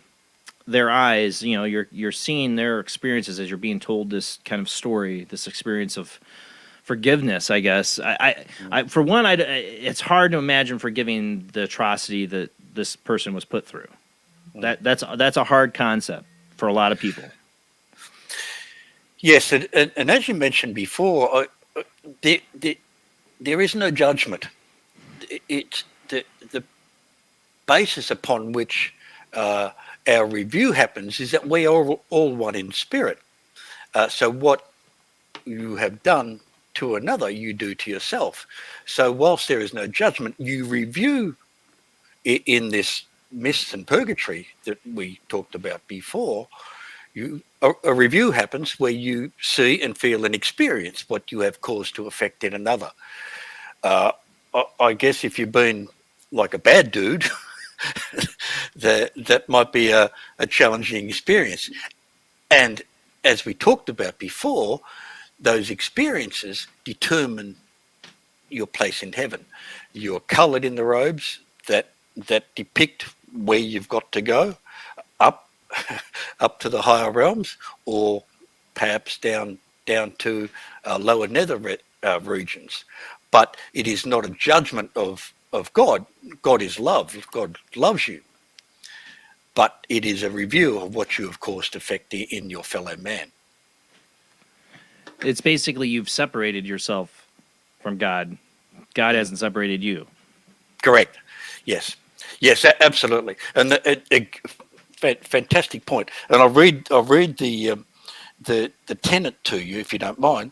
Yeah, go ahead. We got a caller on the line. After that, we're going to take this call. Okay. If ever there was a separation between the divine and his children, then God's love would not exist. So there is no separation between God and his love for the children. But I guess it's how we do not recognize that love is there, and we do bad things to our fellow man, which causes our place in the eternal realm. And I've tried to. One thing I've tried to teach my children is compassion and trying to put themselves in other people's shoes, because I feel it's like one of the most important things we need to hold on as a society. Because I see a lot of people throwing out hate nowadays towards others, and judgment and marginalization, and just trying to overpower other people with their opinion or with who things need to be this way or whatever. And we're just awful to each other sometimes. Yeah. And we forget about compassion, love, and peace is every step. And put yourself in somebody else's shoes. You are not somebody's judge. This is things I'm trying to instill in my kids, and I think we need more of in the society. Absolutely. Yes. Absolutely. And it comes a lot from my experience of that moment in time where I felt the presence of what I call God or the force, that I felt that overwhelming. There was no judgment on anyone or anything. It is just love. All right. We got Zach on the line. How you doing tonight, Zach? I'm doing pretty good, man. It's good to be back. How you doing? Doing good. Great to hear you. All right. So I have two questions for tonight. Hey, Stephen, it's very nice to meet you. Zach, it's a pleasure talking to you. So my first question goes back over to these spheres that you talked about, these self-imposed prisons that many of these individuals were put in, that really reflect a major sin, whatever it might be, whether it's pride, greed, lust, envy, gluttony, wrath, and sloth. My question to you would be, just when you were seeing inside these spheres, just the torment that these individuals were going through, was there like a visualization of just the sin that they were going through? Like when I'm thinking of wrath, for example, I would just see maybe just like deep red, maybe like dark, stormy clouds and all that, because really wrath is representative of just uncontrolled anger. Did you see anything like that when you witnessed these spheres? It's a good question, Zach. I can only best describe, as I mentioned before, I walked through this portal, and the it's like hot heat there, and these spinning vortices. I can't recall seeing colours per se, but what I saw were these souls that were entrapped within, and some were trying to get out, and others were pulling the other down. But it was only through the act of contrition that enabled that soul to release itself from the power of that choice that they had made. And my understanding is that it's the nether regions are a condition of purification of the soul. So that soul is purifying itself from that burden of choice that they have made on earth. So, and once they are contrite, to repent, if you will, then they are able to release themselves into angelic hands. That's the best way I could describe it. Okay. And my second question goes back to the concept of robes for individuals that need assistance. So my question to you would be, like, was there a particular, like, chart or some kind of a key by any chance that you were shown to, so that way, like, maybe the guy that you were with, did they ever give you like an explanation for like what a certain color of the robe that this individual was wearing? Because when I'm thinking of, like, going back to say wrath, for example, they'd be wearing like a red robe, or maybe if there was lust, it maybe might be pink or something like that. Were you given like an explanation for that? In a word, Zach, no. But what in trying to, it was quite a difficult task in the writing process, because the colours that I saw, and I mentioned to Jason before, it was far more than the colours of the rainbow. So the colours there that I did my best, but tried to describe. So, and but it was like, as I say, souls. They had some have beautiful white, gold, shimmering colours, flashes of different blues and yellows and things. But the colours were so vivid that I did my best to describe, but I can only describe it through, like, the 7 colours of the rainbow. But they were more than that. But what I know is that others, as I mentioned before, other souls could look at one's robes and know exactly what they needed. So they were able to assist them with whatever. So I can't say to you that, like, red is anger or blue is healing or whatever it is, because that wasn't described to me. But I did my best to describe the colours that I saw. It wasn't like they were just one color either. It was a number of flowing colors. Jason, there was one place, where, if you don't mind, I'll describe it. We got taken to this Colosseum, a Colosseum-like structure. And and these bells were tolling, and all these souls come, and they sat as audience in this Colosseum.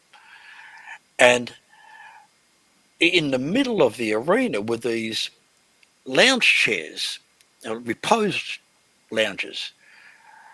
And I'm with this guide, and I go, like, what is this? And then what I saw was these decrepit souls, as if they're illness, that the souls were deformed.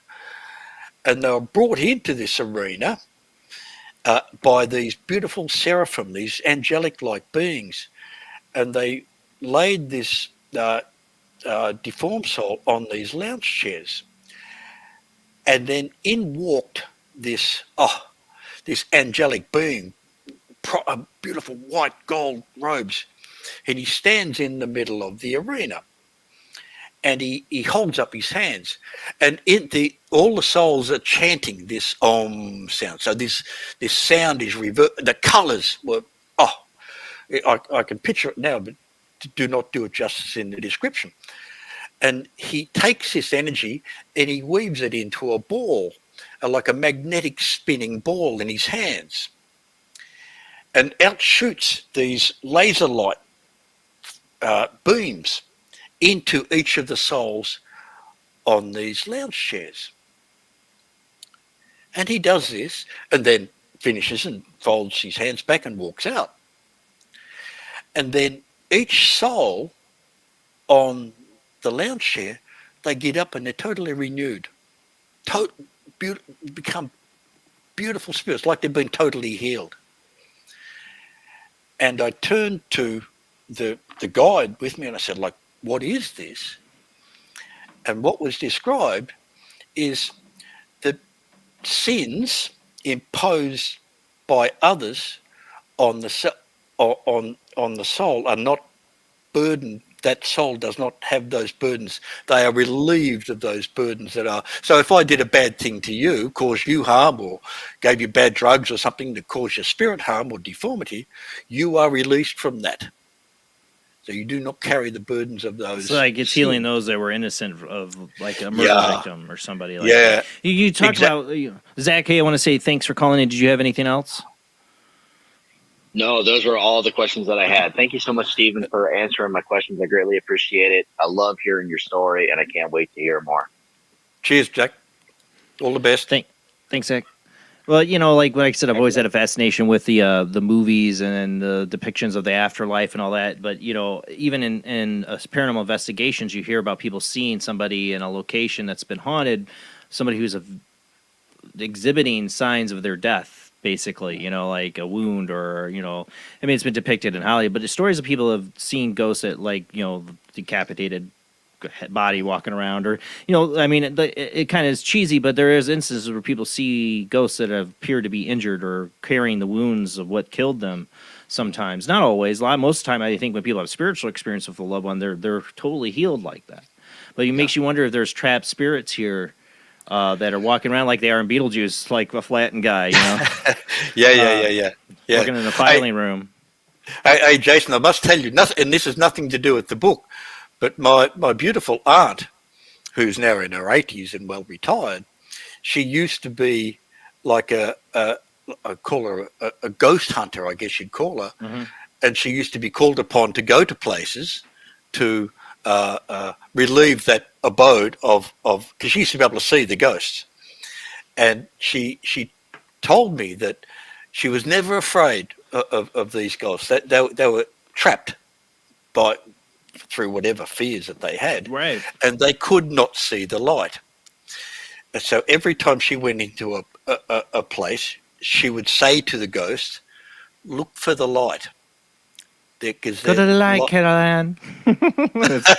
But I've seen that with mediums I worked with too, that they help move them on, help them try to see that a lot of these spirits are stuck because they're afraid. A lot of them, I've had mediums say, well, the spirit's not moving on because they believe they're going to go to hell. Like they believe that their sins or whatever, if they go through the door, they're not moving on. I think that's absolutely accurate. Yeah. But others are lost. It seems like children ghosts. Those are the ones that always get me. Yeah. There's some. They shouldn't be trapped in any way. You would not have thought so. Again, the experience we talked about with that school for children, to know that each child's soul is so beautifully nurtured by the father would be enough to release, and take away the burdens of grief for the parents, obviously. But every child's soul, to my understanding, is so beautifully nurtured by the father.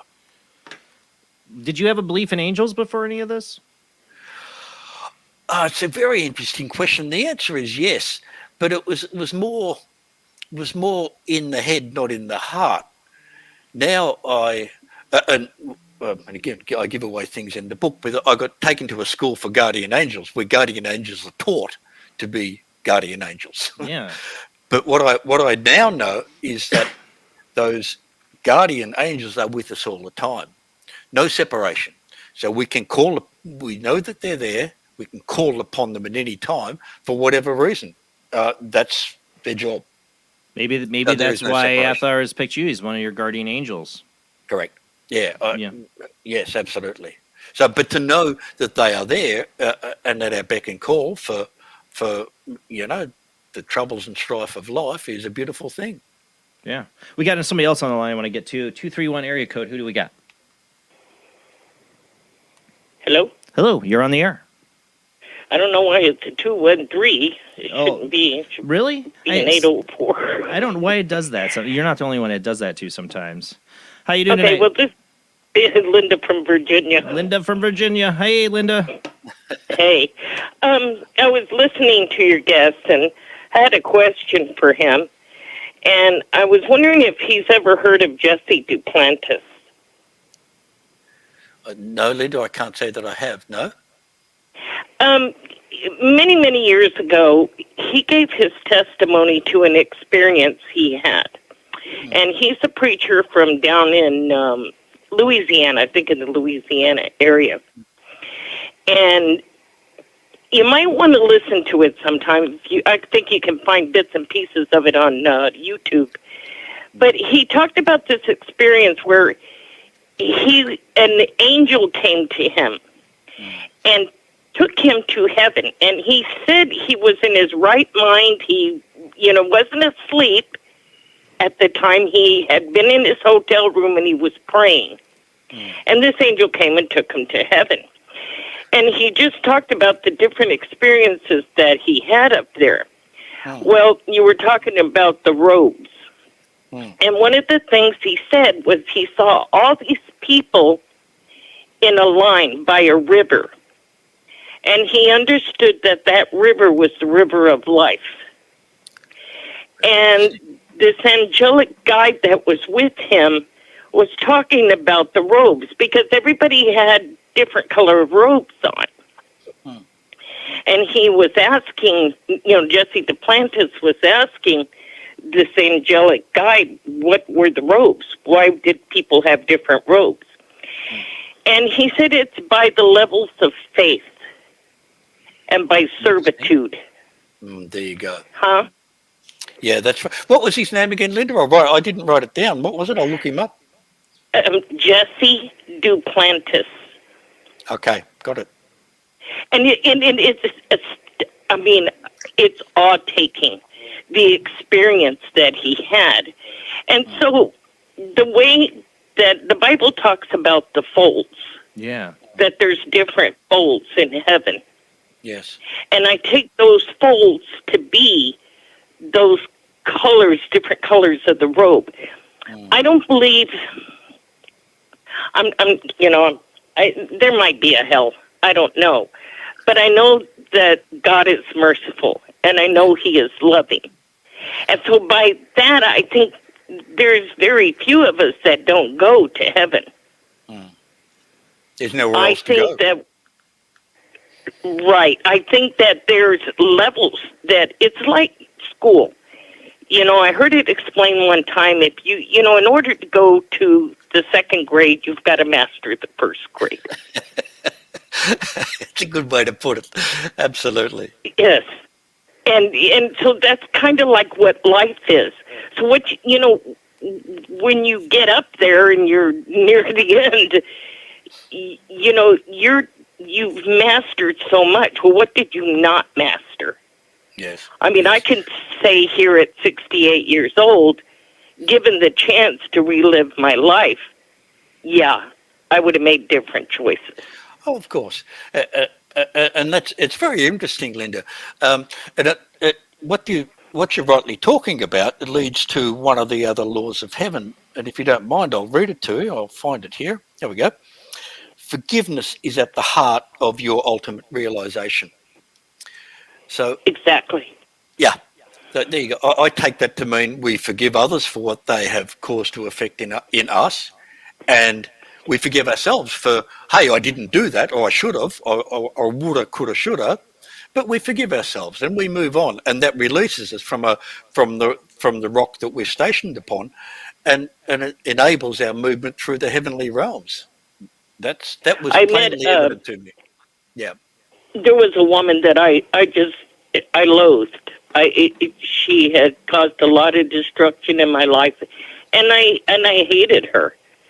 And one day I was driving to work. She wasn't actively in my life. She lived in another city, and I was driving to work. And and I pray for different people I know. And so one morning I'm going over my list of everybody I prayed for, and I'm going, okay, I'm good, for the day. And I heard the Lord tell me to pray for her. Yeah. And I said, well, that's kind of a little hard because I don't like her. And so he said, well, just say a prayer for her. And I said, well, Lord, she needs your help.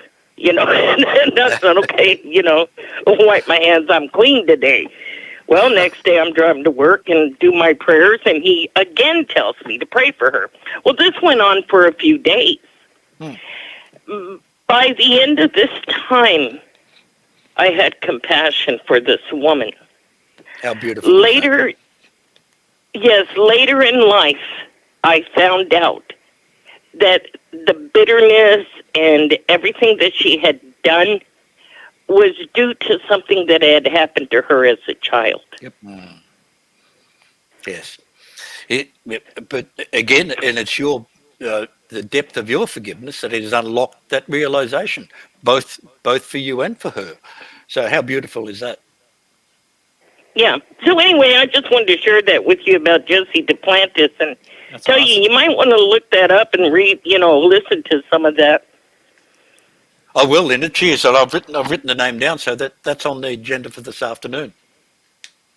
Okay. Well, you have a nice evening, Jason. You take care. You too. Thank you so much for sharing that, Linda. That is extremely interesting, especially, of course, something that correlates to his experience, somebody else that he's never even heard of having that experience. That's awesome. Right. Thank you so much for sharing that. Okay. Yeah. Y'all have a nice evening. You too. Lovely. Goodbye. Yeah, that's you got to wonder how many people have had that experience of seeing the robes. I think it goes all the way back to the Bible. So it's touching upon something there that I think a lot of people have experienced.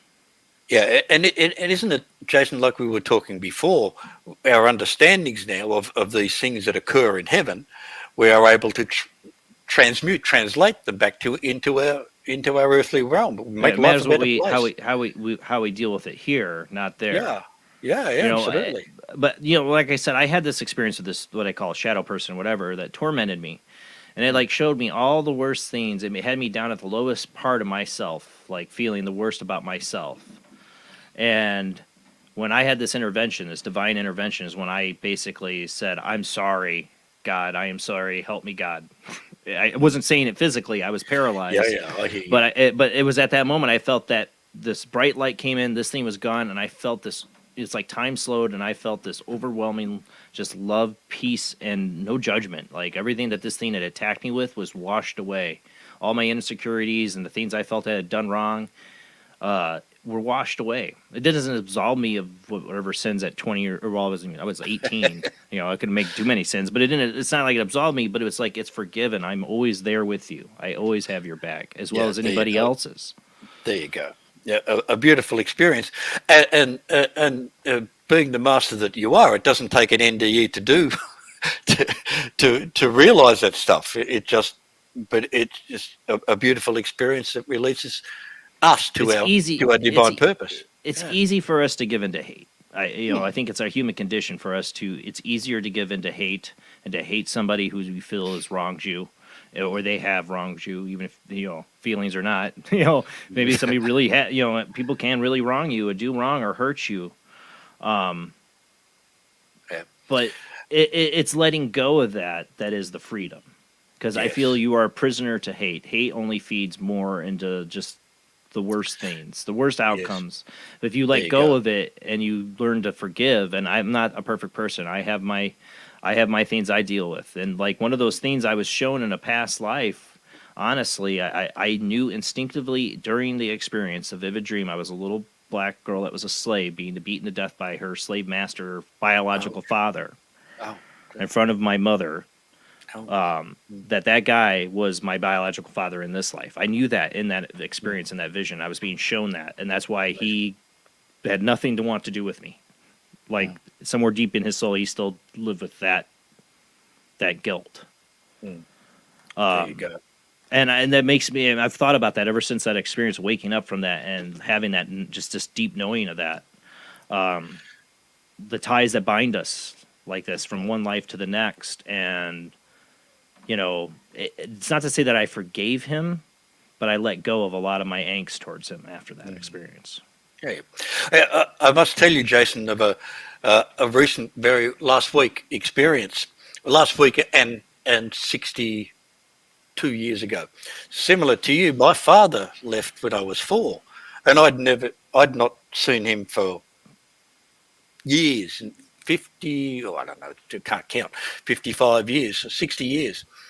And it would, I didn't harbor any guilt. I'm a good man and have a beautiful life. I'm a very lucky man. So I didn't harbor any guilt, but or any anger or malice. And he turned up on our doorstep here in far north. He lives down south. And he just turned up one day. And only last week did my wife and I go and visit him. And we're all cool, it's all good.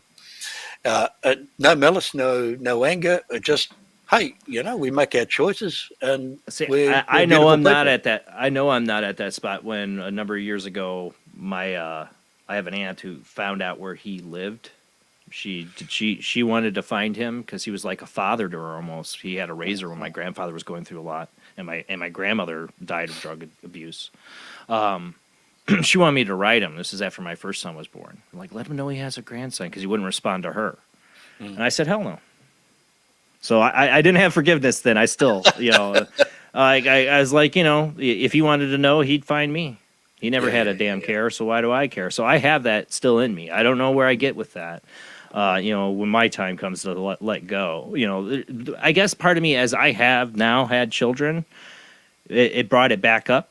Because it's like, how do you forgive somebody? How do you deny? There's a part of me where I'm getting to with it is I feel sorry for him. That he chose to not have this experience I'm having with my sons that I wouldn't give up for anything in the world. Anything in the world. There you go. There's nothing I would give up at all, for my, my children or my life. And, for somebody not to have that feeling, I feel sorry for him. Not to experience that kind of love and understanding and to watch somebody grow and be a part of you and have that unconditional love. I feel sorry for him. Yes, isn't it interesting? I mean, they're profound experiences, aren't they? I mean, and it's almost paradoxical, isn't it? So you look back on that past experience with one's kin and say, well, I would not do that. So whilst that, that's almost like a negative role model. Say, I'm going to love my children like forever. I'm not going to do what happened to me. So, it's a great paradox. But one that is a big it's part enabling. Of me. It's a big part of me. I've had some situations in my life where I had to make it well known and clear that I was not going to have any children if I couldn't be a part of their life. There you go. I always made that, and that's probably where my fear of separation and death come into. It's like I want to make sure I'm there for my children like my father was. I got lucky in life to have a very great stepfather who is really my father. That's who I call dad. I feel very privileged and lucky to have had him in my life since I was 9 years old. Because there's plenty of kids out there with no fathers in their lives. Yeah, I at least got lucky later in my life to have a great role model and a great person to be my dad. Yeah. So I can't, part of me, forgiveness is that, my life probably been a lot crappier if he'd been in my life. And that might have been his decision to stay out of it too, because that side of the family and his father was an alcoholic and abused him. And I'm saying, so I've tried, I put myself in his shoes. That's where I try to find forgiveness. And that's what I try to recommend to other people. It's a journey. I'm not through it all. I'm saying I still have my angst, obviously. But sure. When certain meditations I've done where I think and reflect on who I am and my feelings, where did these feelings come from? I always tell people, reflect on your feelings. Don't just go with your feelings. Where did that feeling come from? Analyze it. Look deep into yourself. I've looked deeply, and when I've meditated on these things, and I know I'm still in that area of I have to put myself in there, in like my biological father's shoes to try to find a path to forgiveness, and I do, because I think all grudges, all hate you have in your heart are all prisons. They're all here. They're all in a way a prison. And if you can find your way out of it, it's love and understanding and compassion. And the only way to do that is put yourself in somebody else's shoes. Beautiful. Oh, couldn't put it any better myself. Well, one of my favorite presidents, and plug RFK Jr. 2024, but one of my favorite presidents is John F. Kennedy. And I think one of the greatest things that's been talked about lately with what we going on with war and all that is he tried to convince the American people to put themselves in the Russian shoes during the whole, nuclear Armageddon crisis and Russia's evil and all that. He tried a different approach. Put yourself in your enemy's shoes. I thought that was brilliant of a president. It's always been one of my favorites. And right now we need that in our world in so many different ways, not just in the war and everything, but we need that in life. And we need to start coming together and talking about. I do this show so we can come together with no judgments on each other. We can come from different religious backgrounds. We can come from different, economic backgrounds. We can all come to this show, and talk about this strange, wonderful, beautiful life and weird experiences we have in an open, honest community, And I think I have a great audience. They're all really welcoming people, I think, that really bond together, and we open up and talk about these things. Linda that called in, Zach, and the other callers I get. It's one of the things I'm most proud of. We're not here to argue or talk about, nonsensical bull crap. We're here to talk about the big questions and what is life? What is this reality we experience? Yeah. People need to do more of that and drop all the other bull crap. Yeah, absolutely. And Jason, one thinks of these political figures now. If they had understanding, as you best described there, of what they do to another, they will endure the consequences in the eternal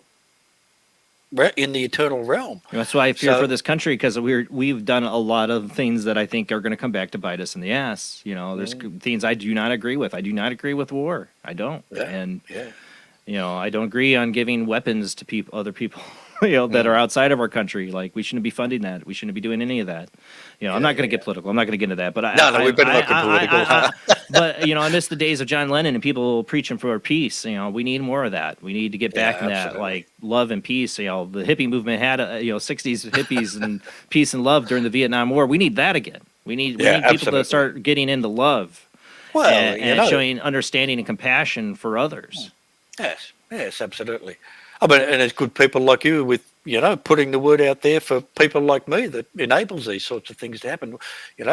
As I say, to me, the ultimate purpose of what I've received is and a person could read the book and find their aha moment, their point of truth.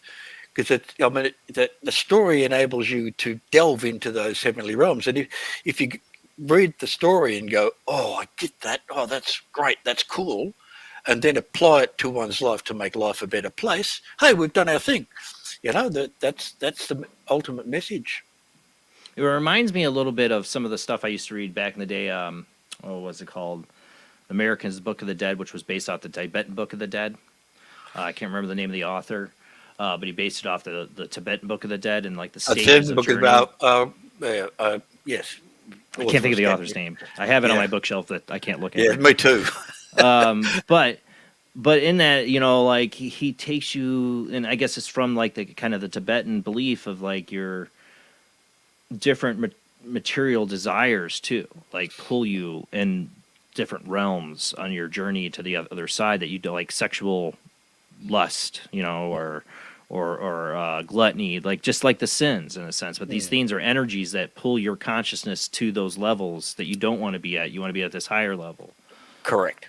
Absolutely correct. And therein lies the ultimate purpose of that realization, to turn you away from such errant tasks, not you, but to turn one away from such errant tasks, to change your direction. Say, I choose to release that now. That therein lies the great enabler. You move on. Well, I've always wondered, because I'm not a drinker, and I've always felt bad mojo at a lot of bars. Not all, but a lot of bars I feel like if there's, because one of the things Tibetans talk about were hunger ghosts ghosts that hunger after these addictions, these vices that they had in life. And that if people were alcoholics or drinkers, that their spirits could be hanging around and weaning off of the other drinkers that are living, you know, because I've seen some weird stuff with people drinking, like personality changes. It's like something else jumps inside of them. I know I'm really speculating there, but I feel like there is like, we live in a society, and that's just not alcoholism. We have a lot of different drugs. We have a lot of opioid problems in this country, and I really worry about the soul of this country and in the world. But it's been really bad here. You know, kids are telling me about fentanyl and Percocets, and you know, just these younger generation stuff I would never have touched as a kid. You know. That there are, you know, these teenagers involved in, but it's like, what happens to the soul from that addiction if it, you know, like my uncle died from a heroin overdose. You know, how does that heal that addiction? Does it keep them drawn here for that fix still? You know, addiction scares me. Yes. What it does to the soul spirit, you know, of a person. Well, there you go. And therein lies, I think, Jason, the power of the vortices we talked about. That power, and it's not, as we've mentioned, not God's judgment, not his wrath. Doesn't have that. But it is a burden of choice that one has made, and one's unwillingness to be contrite and to you know, repent, if you will. Say, I don't want this anymore. I want out. But do it while we're on earth, not when we're in heaven. While you're on earth, right? Yeah. A lot easier to do it here, right, than it is there. Yeah, absolutely. Well, it's just, I've always wondered, you know, what does trap some souls here as being a paranormal investigator. And, you know, I've gotten EVPs where it's telling me to get out. And, you know, I've had EVPs that say, I hate you. And I've had other EVPs, you know, like children and other things. It's just what is trapping souls here at times that, you know, there seems like there's something messed up in the system that, you know, sometimes the souls get trapped here. They're not moving through those stages. Yes. And I'm pretty sure it's got something to do with the law of attraction. So what we believe is true. How we think attracts. So if we're thinking negative, we're thinking bad, we're thinking anger and wrath, that's what we attract, and that's what we create. It's a burden of choice. And maybe it is what trap souls here is. It's, you know, sometimes it's unfinished business. You know, they say, but. You know, yes. I love the show. There's a show, BBC version there is, and then there's an American version called Ghosts that my family watch just to see how we are in this household. My kids love the show, and both shows, the British and the American one. But it's funny because the souls in there, they're ghosts, they're trapped. But sometimes they watch somebody die in the house that they're all trapped in, and they just go, shoop. They're like, oh, they're gone. They went up to heaven. It's like, why did they get to go and I didn't, you know? And it's like, and they're all waiting for their moment to like move on, you know? And yeah. You said like your aunt, was it your aunt that used to do that, cross people over? Yeah, she doesn't do it anymore. She's in her 80s now and well retired. Yeah, but you used to do it. Yeah. Yeah, but she used to do that. Yeah, and she described to me how she could see them, and you know she would don't know specific techniques, but you would approach them and say, there is a light around you, look to the light. And that was enabled them to, if they saw that, to release themselves into from where they were trapped. Yeah, that's what I'm saying. There's definitely something in the system where souls, I mean, guess for heaven or whatever, there's no time it exists. It's just part of their journey to be trapped here for a while as a ghost. Yeah. You know, and it could be their belief that there is nothing, and then the other side doesn't know what to do with them, so then they're trapped. Yeah, There was one other law here. I'll and just let me find it. You said there's 15, right? You had 15 that came through. Yeah, here it is.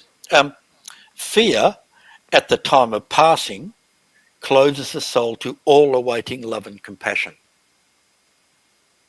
So I guess that means fear traps the soul in that space and they can't get out. Fear is a powerful thing, you know. Like I said, I have my issues of fear and anxiety about death and separation from my kids, you know. So I might be a ghost haunting them if I don't let go of that. But yeah, a lot of times, like you said, the mediums, they'll say that the spirit doesn't want to move on because they fear what waits on the other side. What's on the other side? From their perspective, it's just like a glowing door to the other side. Like they don't know what's going to be next, what's going to happen there. Yeah. You know? But they're afraid because of what they've done. But there does seem like there's spirits that are assisting them, you know, that to help them get across. Like, what are angels?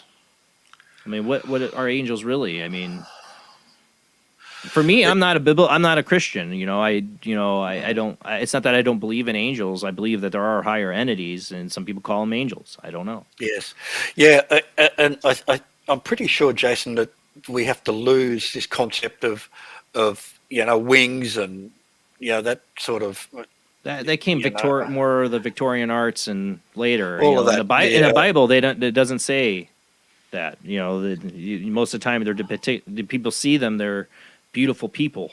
Or, Yes. Yeah. And so it's more an energy, and I'm pretty sure also, again, an angelic being of a higher level will be, the robe designates their station in the heavenly realms. But yes, we have to lose this concept of angels and floating around us with wings and stuff. They're like highly evolved souls, I guess you would term them. I mean, we've gotten into this. I mean, reincarnation, all that. But my belief is that we probably live lives as different beings on other planets. And who's to say there's highly evolved souls that lived lives on other planets and other dimensions that are here now trying to assist us. We couldn't even comprehend their existence. Yes, absolutely. I must say, I didn't, in the writing of the book, I didn't see any of that. But that's probably another tome, another chapter, that hasn't been or wasn't revealed at the time. But I'm certain that that's the case. Yes. Maybe a book 2. Well, watch this space, Jason.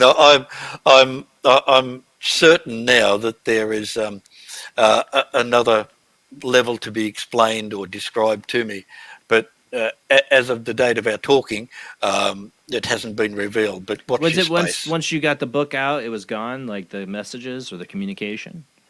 The connection with my sense of spirit and connection to the divine is very, very strong now.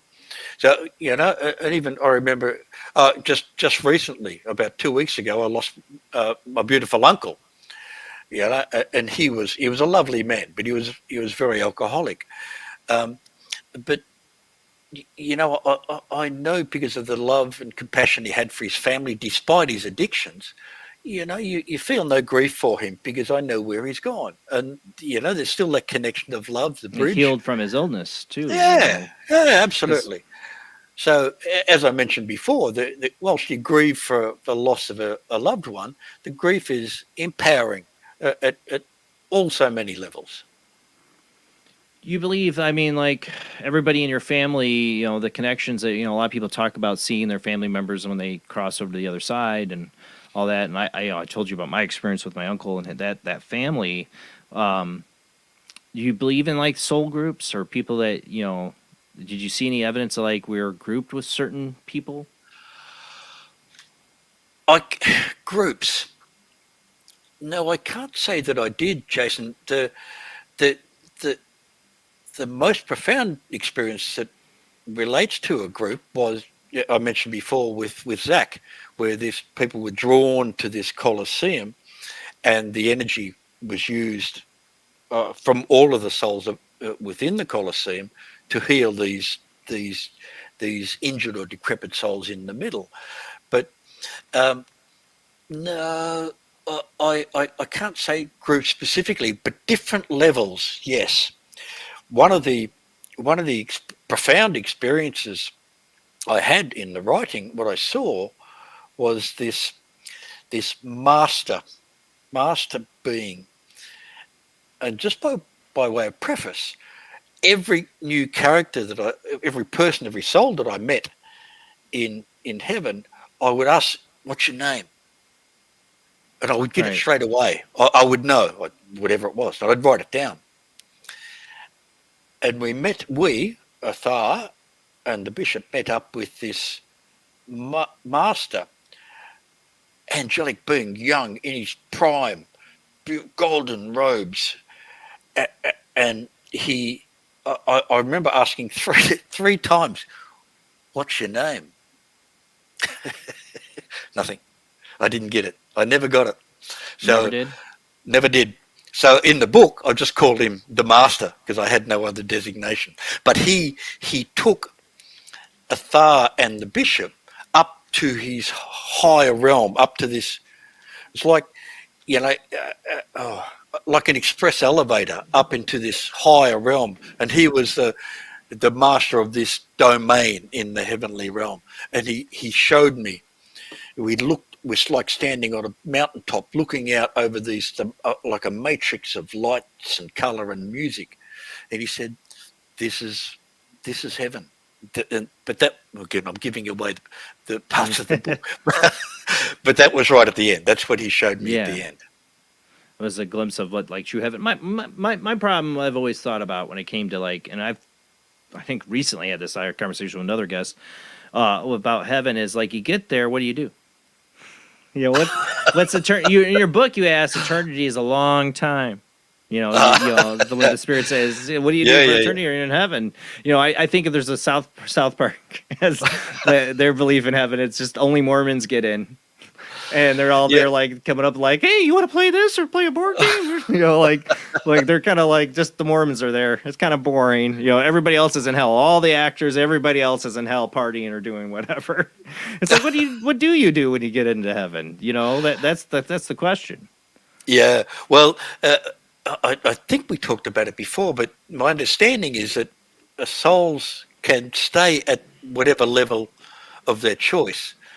And it's all in service. Souls are in service to others. That's the premise as I understand it. But you can just kind of hang out where you are, and it's kind of cool. And that's okay. From the Heavenly Father's point of view, he says, I love you, you're good, we're okay. I'll always be there. But if you so choose, you can move up, come up with me to the higher realms. But there are certain things you have to do. Release your fear or trust me some more or whatever it is. So, but it's a burden of choice. So you can choose to stay and hang out wherever you are, or you can, as Athar has done in the book, he says, I'm evolving, I'm moving up. And whatever the case, you're never alone. That's my experience. When my divine experience is knowing that I'm never alone. That did relieve some fear of mine. Having that experience, I try to draw on that in meditations and that bring myself when I have my fears about the world and my children and the future. I try to remember that. I try to remember that experience and that feeling. A lot of your book reminds me of a movie that used to rerun all the time when I was a kid in the 80s on TV. Was The Heavenly Kid. I don't know if you ever remember that. It was an 80s movie, and this guy dies. He's like a drag racer or whatever, like in the 50s or something like that. He dies in a car wreck over a cliff, and he ends up like in this purgatory. He's like stuck in a rail car. I forget where he was. He's like stuck in this car or something like that. This is your purgatory, and he gets one chance to get into heaven. He has to go back and help this kid in the mortal plane. He finds out later. Spoiler. 1980s movie, Heavenly Kid. But spoiler, the kid's his son. That's his burden to make sure his son doesn't repeat his mistakes. But I always thought it was interesting that that there was this. When I was a kid, I hadn't gone to Catholic church. I didn't know anything about purgatory when I first saw this movie and the idea of purgatory. This idea that you're not in hell. You didn't go to hell, but you have some stuff you need to take care of. You need to be a guardian or a guide or whatever, to help somebody else on the plane so you can move forward. Yeah, exactly. I think that describes it most beautifully. And that movie you mentioned before, What Dreams May Come, that was a wonderful description of the heavenly realms as well, in my opinion. Yeah, it's one of my favorites, and I love Robin Williams. That's one of my favorite movies he ever did. And did you know there was two different endings to that, too? No. Yes, so there's the Western ending that I saw in the movie theater when I first saw it, and then I got the DVD deluxe edition. Found out there was a whole other ending they showed over in the Eastern countries. Is that right? And in that ending, they decide we're going to be reborn, and they have to go through their karmic business of her suicide and all that in the next life, and they show them being reborn and all that. It was and they felt at the time they couldn't show that to the West. Oh, that's very interesting, isn't it? Never knew that. Oh, thank you. Yeah. So you've ever? Well, I don't know what version you've seen. Always people, I'm like, what ending did you see? You know, like, trying to. Oh my goodness! Now it's been so long. Yeah. He was able to release his beloved wife from her choice of purgatory, didn't he? And as I remember, and that's about where they ended in the American version. But in the Eastern version, they show them going off and having this, you know, they choose to come back, be reborn. He chooses to be reborn and to be with her through her, so she can take care of her karmic business. Yeah. You know, like Oh, I well, just there thought you it was go. really fascinating. I love that movie, and you know, I think it's one of Robin Williams' best work. Sadly, we don't have him now. Now he knows what it's like on the other side. Sadly, I guess he does. Yeah. but I just think it's one of the best concepts I've seen in movie form of what the afterlife could be. And one of the things that was interesting in that, you know, people say, I've heard from the Bible that you won't recognize each other on the other side. And in that movie, they kind of depict that with the children. His children come to him, but they come to him looking as other people. In a different form, isn't it? Yeah. Yeah. I can't say that I there was certainly family linkage what I saw. So but love was the bridge. So if there was no connection between the family members, if there was some ruction or some angst, that you know, that stopped them from sort of hanging out together. But if one loves another kin member, I think that bridge is the eternal. Yeah. We got to go to our last commercial break. We'll come back. We'll open up back the phone lines, guys, when we come back from the short commercial break. Just wait to call in until we come back with our guest, Stephen Chong, author of Afterlife, A Journey To. We'll continue on this conversation in just a few minutes.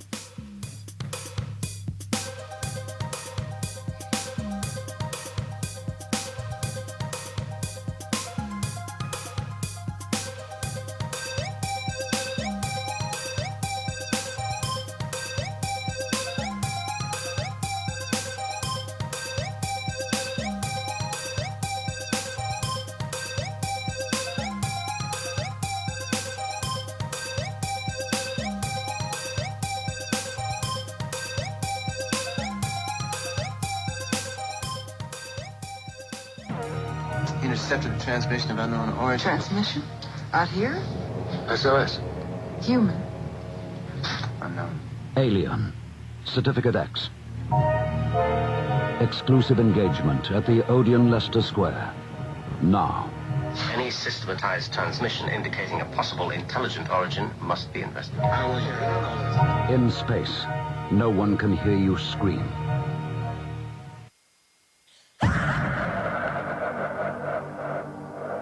If you are interested in discovering the truth about the paranormal and want to hear from leading researchers in the field, join Justin Brown on his 3 weekly shows named My Paranormal Soapbox, Necromancer Live Show, and the Supernatural Symposium, live on Facebook, YouTube, and InterfaceDeath.net.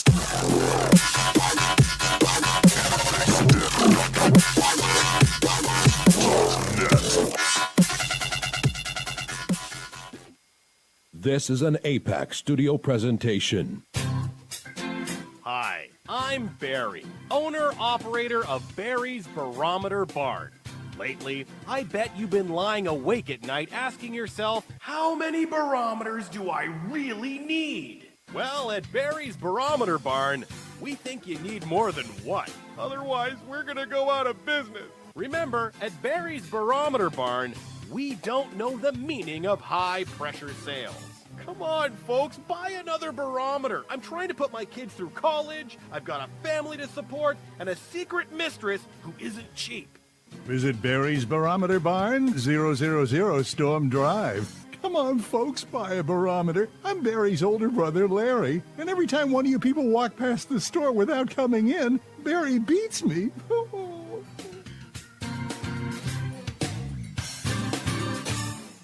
This has been a presentation from Tim Morgan's APAC Studio. For more almost professional amateur comic studio content, visit the APAC YouTube channel. Search APAC 2002. That's APAC 2002 on YouTube.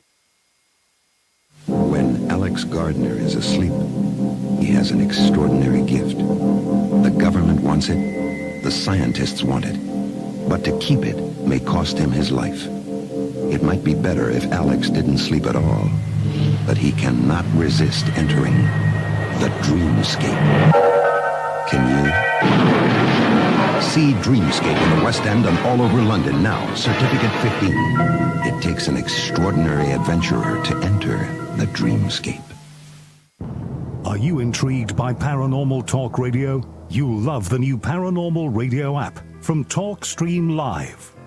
You'll find a great selection of talk shows covering UFOs, ghosts, strange phenomena, and much more. Download the Paranormal Radio app now and start listening to the very best in paranormal talk entertainment, including the network you're listening to right now, the Paranormal Radio app, free in Google Play and the iOS App Store. Join us every Wednesday night at midnight Eastern Standard Time for Weird Wednesday, the live stream, with your hosts Jamie, the Living Dead Girl, and Rob, the Phantom, where we'll talk about all things paranormal, including zodiac, astrology, tarot card and oracle card readings, live ghost boxing and spirit communication, where we'll do voices from beyond the cold case files. So we hope you join us live on Facebook and YouTube every Wednesday night at midnight Eastern Standard Time. We hope to see you there. Bye-bye.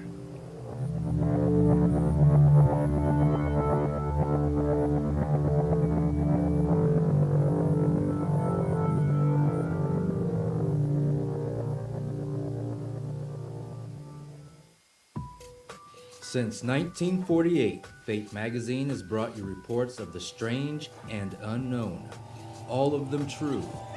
Fate Radio is carrying on that tradition, bringing you the unusual, macabre, strange, and bizarre. Join host Kat Hobson Sunday nights from 8 to 10 p.m. Eastern on WBHM Digital Broadcasting.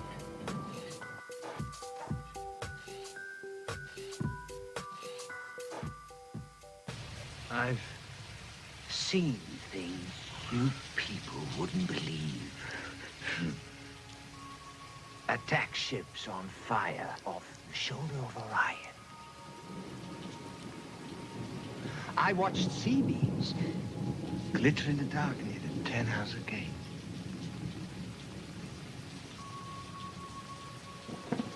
All those moments will be lost in time,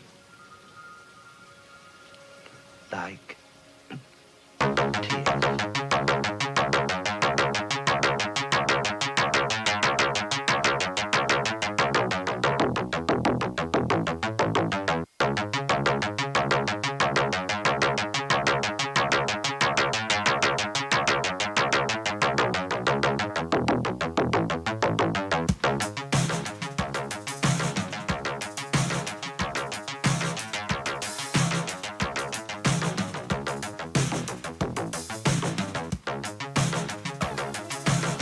You're listening to Paranormal Soup, bringing you the weird every Sunday night.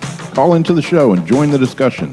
The call-in lines are 219-230-4444 or 260-225-9419 or by Skype caller ID OOJBland00 or JBland Paranormal Soup. And now to your host, Jason Bland. Tonight's guest is Stephen Chong. We're talking about his book, Afterlife, A Journey to. My soundboard's going all crazy on me. It ruined up my punchline on my intro thing there, and then I couldn't get my sound to play. Equipment's going weird on me. Maybe it's the spirits. I don't know. Our guest tonight, Stephen Chong, though, I've been reading his book. I'm definitely enjoying it. Definitely recommend Afterlife, A Journey to. We're talking about the other side. Where do we go? One big question is, what is God? How does God play into this? I don't think we've delved into that. We have a little bit tonight, but I'd like to get into that deeper. And right now, we are going to open up the phone lines this last half hour. If you want to call in and join this conversation, lines are open. Call in. Let's go ahead and get back to our guest.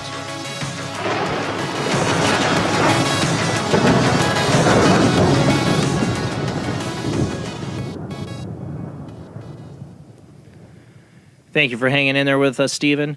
So yeah, we've Jason, talked all somewhat. good. We've talked about somewhat about God tonight. I've told you my experience of feeling that no judgment, love, that compassion. But beyond that feeling, I call it a force. Do you believe there's like an entity that is the all typical Alpha Omega God that religions have been built upon for thousands of years? Is there a higher entity like that?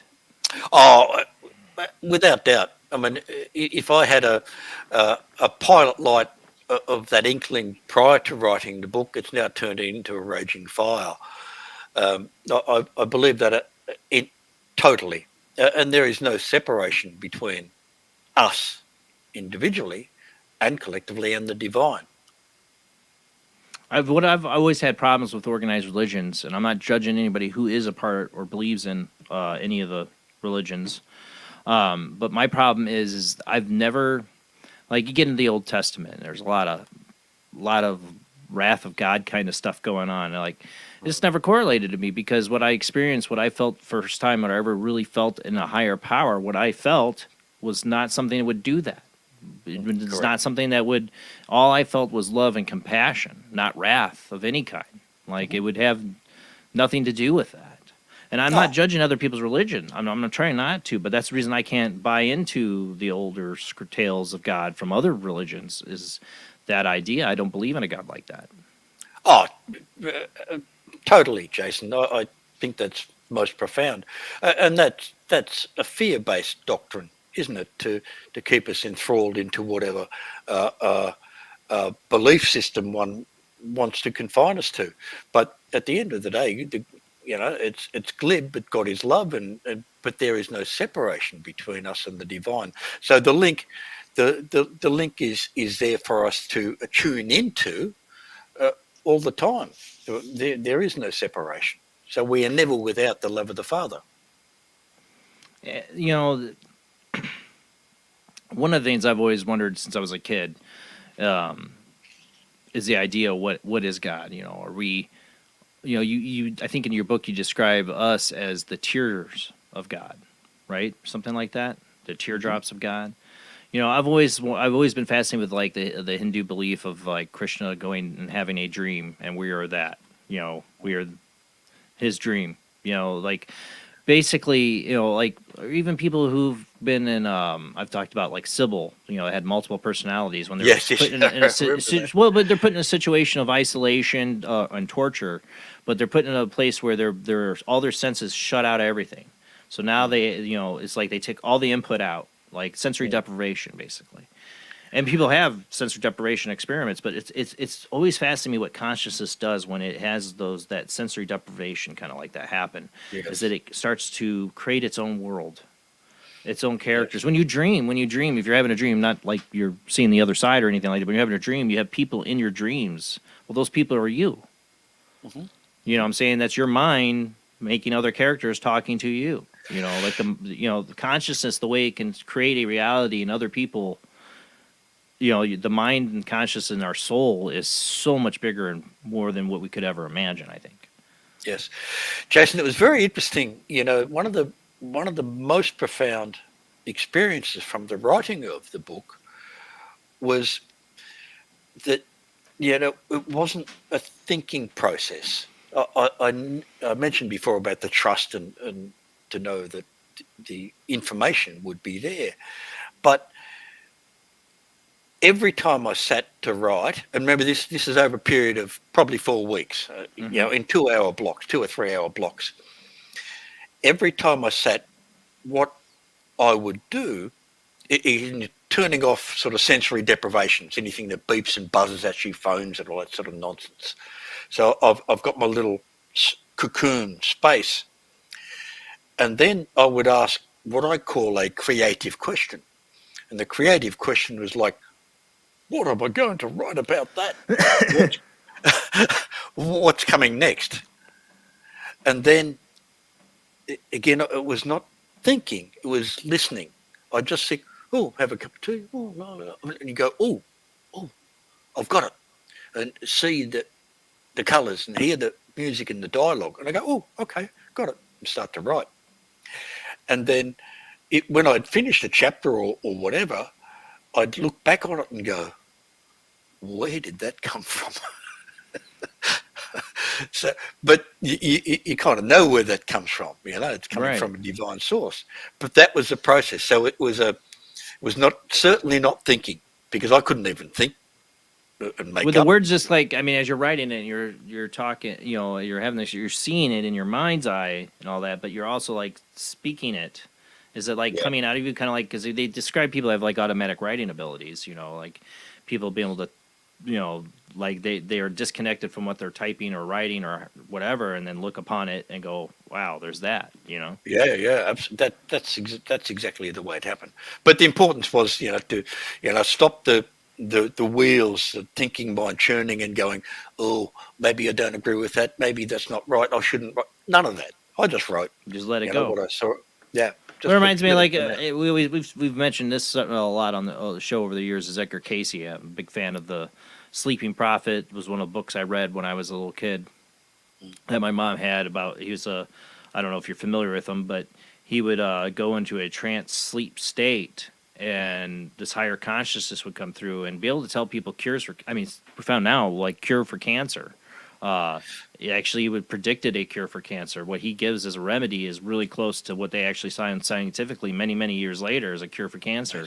Yeah, I mean he knew stuff, but he would wake up with no memory of that at all. There you go. And he was a Christian, from like Kentucky. Like he had no beliefs in like reincarnation or Atlantis or these healing remedies. He had none of that. But there's some higher part of him they could connect to. They wouldn't remember. That would speak and tell people all this stuff, like connecting to the Akashic records. Amazing. Yeah. And I mentioned before, it was like for me tuning a radio dial. You're sort of tuning into a frequency, and they're there, they're sort of waiting for you. You close off the mind and you're judging, rational mind, and just tune in and listen. In my case, you're right, or somebody else might paint, or somebody else might predict the future. But I'm pretty sure the principle's the same, and it's available to all of us. We've talked about that, like the wreck of the Titan or whatever, the prediction of the Titanic by an author, 9 years before the Titanic. Things like that people get into a zone when they're creating. Yeah. And like I said, I've felt like I've had that experience creatively before, that I've predicted things in my life without realizing it through my art. It just said there's something we tune into when we get into that creative flow or that process that is, they talk about muses or things that influence us. The question, I guess, is why Athar wanted this tale really told. Oh, that's a very good question, Jason, and one that I must say I don't know, but what I know is that it's time. So the way I consider it now is I'm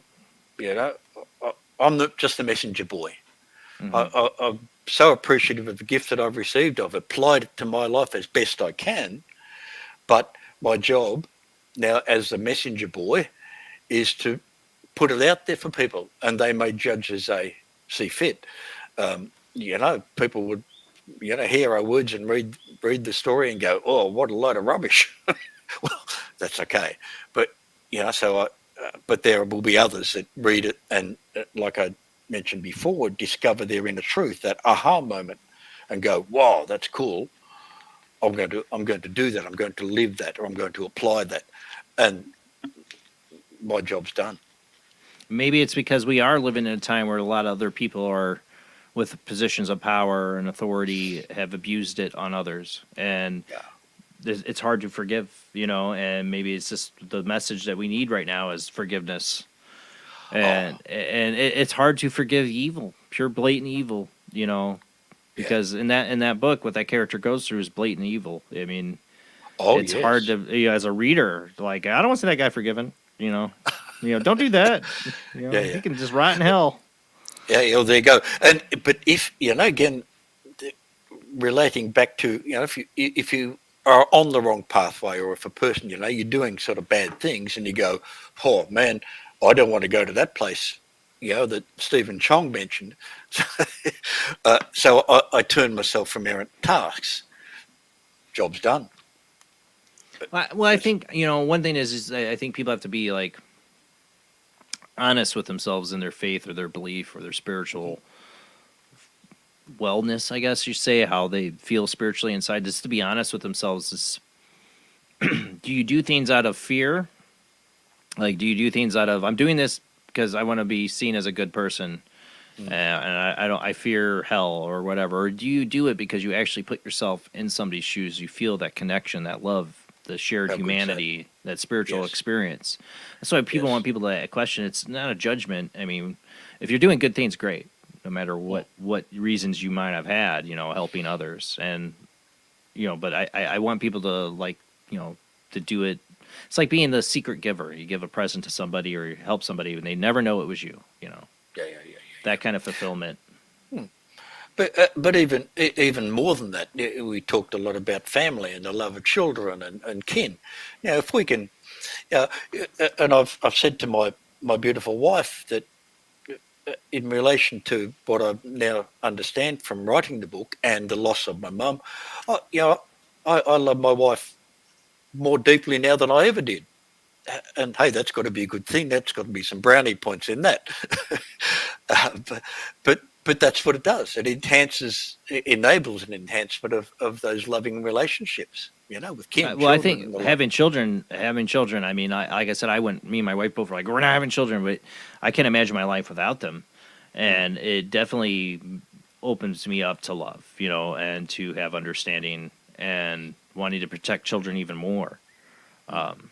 From everything in this world that is so messed up.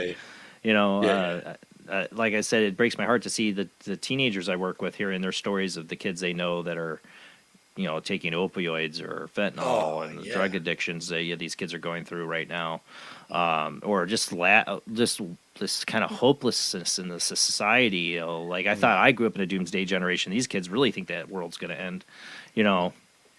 I mean, just it's like my heart breaks for them. It's a tough world. These young 15, 16, 17, 18, 19, 20-year-olds are growing up in. It's a very confused, messed up world, and I feel like we need spiritual growth in this country. In the world. I shouldn't say just our country, but I really do feel in this country we need like a moral ground. We lost. Yes. Like we need like a spiritual revolution. Yes, or they've lost their sight of the love and connection with the divine. It relates, Jason. I just thought of one of the other laws, which I'll share with you if you don't mind. Yeah. It says, to know that you are sacred is not to see new things in you, but to see yourself as you really are. Now, if teenagers and our young could know that they are sacred in the eyes of the Heavenly Father, then that gives them a connection to that, the beauty of spirit. And I'm pretty sure that the angelic host would have then something to work on to move them forward out of these terrible addictions. Well, the problem is I see in our, organized religions, many people, their numbers are down. Everybody has to admit that. It doesn't Christianity, Jewish, Muslim, all, they have they're faithful, but the numbers get less and less as more and more youth just are like in a spiritual, purgatory. They just don't care. They don't believe in it. And for sometimes really good reasons. Spiritual dogma. Or religious dogma, I shouldn't say spiritual, has ruined things over the last 1,000 years or so for people religiously. Sure. Now we've moved into the modern science age and the materialistic world, and it concerns me that we need to get past the dogmas, but we need to not let go of the idea that there's something more, to who we are and our soul. Yes. You will read, Jason, I must say, I'm not exactly sure where you are in terms of through the book, but you will read about exactly that. I was taken to a couple of places where religious dogma had impeded the soul's progress to evolve and stopped them, closed them off from the love of God and the love that was around them. I mean, family members will reject, I've seen people lose family members over, like not marrying within their religion, stuff like that. How can you do that? How can you, I mean, I'm a type of person who believes, somebody's, gay, that's just fine. There's no sin in that.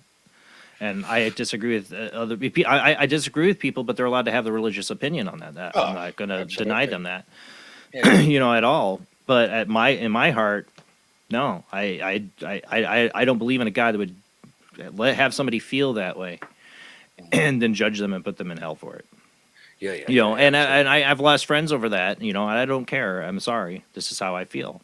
And that's why I don't belong to any dogmatic religion. I don't believe in judgment, especially over things like that, or judgment, because I mean, when I was a kid, I would raise the question to, when I was, I had like Bible school of, okay, if Jesus is the only way, what about all the kids that never hear about him? Mm-hmm. Yes. And I know there's explanations of that and theology and all that, but they're all very dry to me. They're not reasonable explanations. I mean, it's just guessing.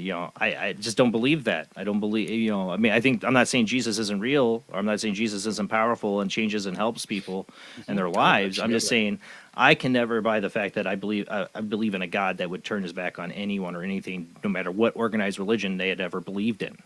Yeah, I agree. Yeah, absolutely.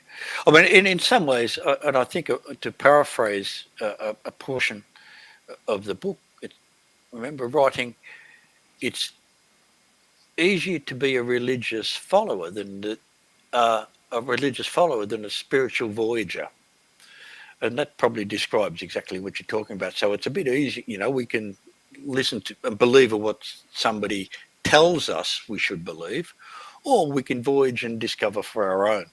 And what I'm pretty sure what we're talking about today is exactly that. It's a spiritual voyage. It really is. I mean, that's how I was raised, in a household with a mom and a dad that were like, they didn't belong to any particular religion. My mom later became Buddhist, but otherwise it was pretty much, discover on your own. And I feel very lucky. I can't imagine life thinking any other way than I do. But at the same time, I have been jealous of. I've told it to my Christian friends that I am sometimes jealous. You have a faith, something that you are spiritually grounded in.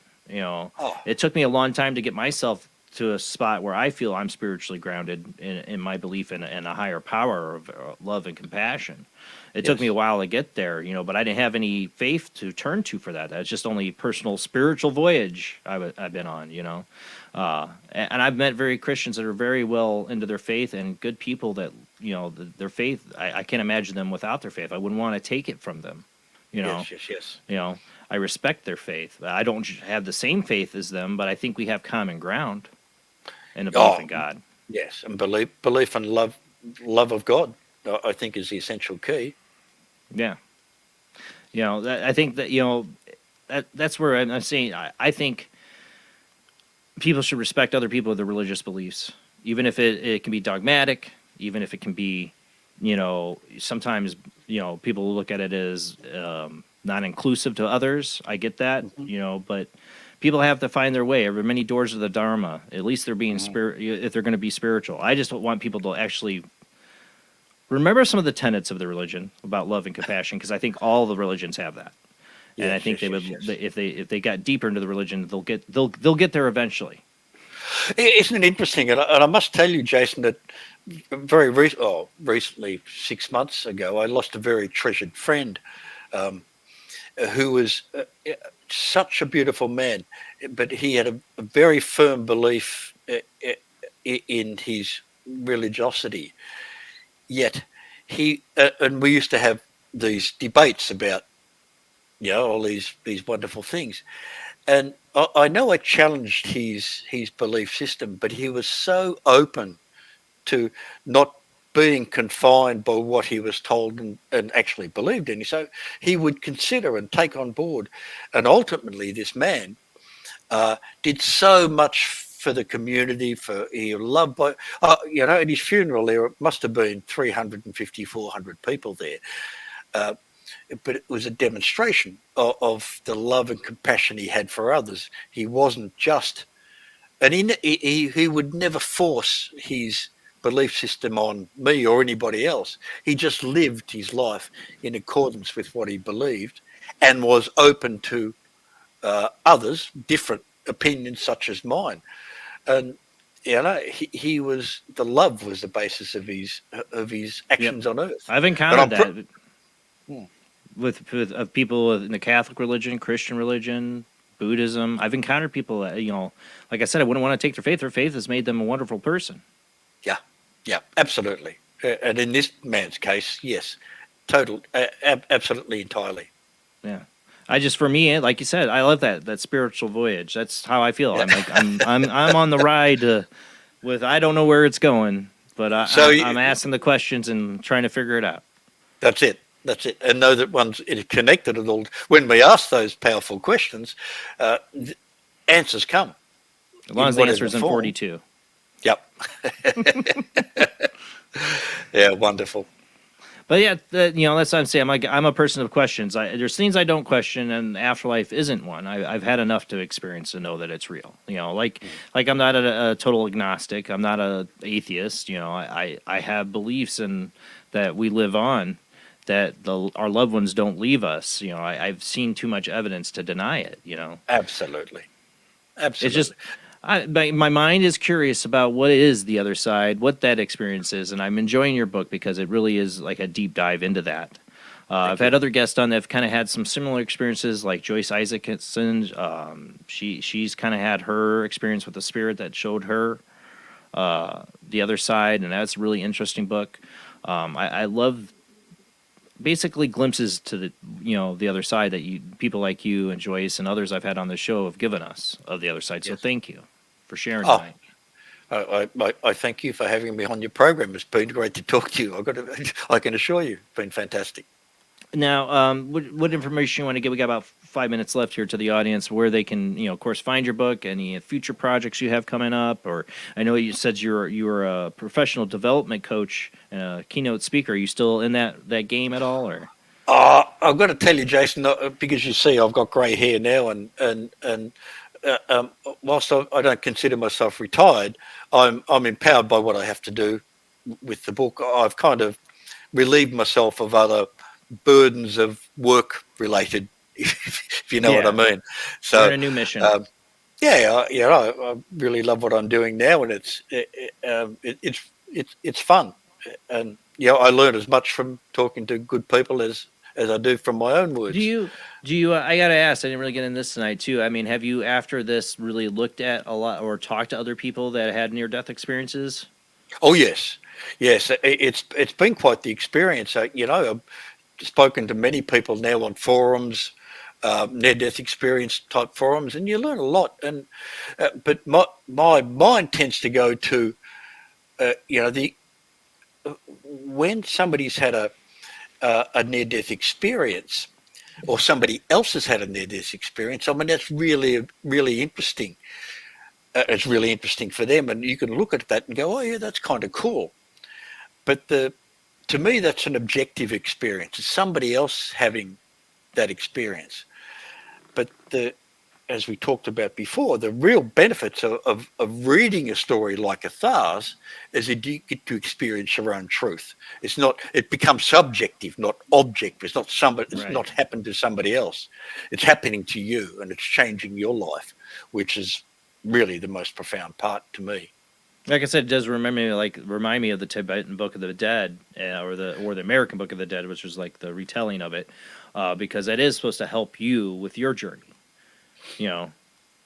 Each stage of the death process is a way for you to realize your own things you need to work on before you get to the other side. The spiritual growth. Yes, a lot of that has to do with your materialistic desires and needs too. Yes, and absolutely, and to realize what's important. And Jason, I've got to tell you, there's a relativity about what we talk about. See, you're a young man in your prime, and you've got a whole raft of life in front of you. I'm a 66-year-old dude with grey hair, and it keeps falling out on me. so the relativity. I'm only about 20 years behind you, so. Well, that's plenty. But for me, that means that whatever it is I have to do, and I'm pretty clear on it, I've got to get on with it because time is relatively shorter than it was when you're 35 or 40. So it becomes primary in one's life to know that, hey, I've got to get out there, talk to good people, experience some more, tell my message, and see what happens on the other side. I haven't had a near-death experience, but one of the things that prompted me to do this show was I had a little cancer scare. I had to have half my thyroid taken out. And that kind of egged me on to do this show. Like, you know, it made me stop. Like, I need to do something. I need to speak. I need to get out the stuff and talk to people about all these weird experiences and not be quiet about it anymore. So these things can, you know, experiences in life and difficulty. You know, one of the things I think a wise person said is, you know, when you're faced with dilemmas or life's, you know, ups and downs, when you're getting to the down part, you know, ask yourself, what is it trying to teach you? Because if this is a journey and it's maybe somewhat a little bit scripted, you know, a little bit like there's some destination, you should ask, well, what is this karmic lesson life is trying to teach me right now? Yeah, absolutely. Jason, our journeys have been very similar. I had the same thing when I was 31 or 32. I was 30. Yeah. I was 33, I think, or 34. Yeah. There you go. Yeah, and it's a blockage of speaking. Like there's a block there of the communication. Yeah. So I've had other medium bring that up to me when I had told them that they said, you know, that you had that because you needed to be speaking. Correct. That's exactly my experience of it as well. Wow, that is weird that you had that same experience. Cool, huh? So this is why we do the show. Compare notes. It's fantastic. We knew that. Well, I hope Spirit comes to you with part 2. I hope you have something, you're giving more information, that you can give more insight or you're shown more, because you might feel your time is short, but I don't think you're done yet. I think there's more coming from you. Maybe you don't know yet, but I think you will. And if you do, I want you back on the show to talk about it. I'll keep you informed as to progress in such regard. All right, Stephen. Thank you so much for being on the show. You have a wonderful, soon-to-be afternoon, evening, I'm guessing, over in Australia. But thank you again for being on the show. You're a great man, Jason. Thank you. All right, guys, that is it. We will be back next week. Same bat time, same bat channel, 10 p.m. to 1 a.m. Central, 11 p.m. 2 a.m. Eastern, 8 p.m. 11 p.m. Pacific time. Our guest will be Vivian Shot. I don't know how to say her last name. Sorry, Vivian. But she is an Arcturian hybrid and a frequency healer. I've had other people in the alien realm or whatever, higher dimensional scene, whatever, say that I'm Arcturian, that I have an Arcturian alien soul. So I'll be interested to see what she says. Find out more about Arcturians next Sunday. Thank you to everybody who shares out the show. Keep telling people about Paranormal Soup, place where the weird happens live every Sunday night, and where we're open forum. We can talk about all the strange, unusual things that's called life that most people don't pay attention to, but you guys do. That's why you're here. That's why I love you guys. Thanks to everyone. Have a great night. See you next Sunday.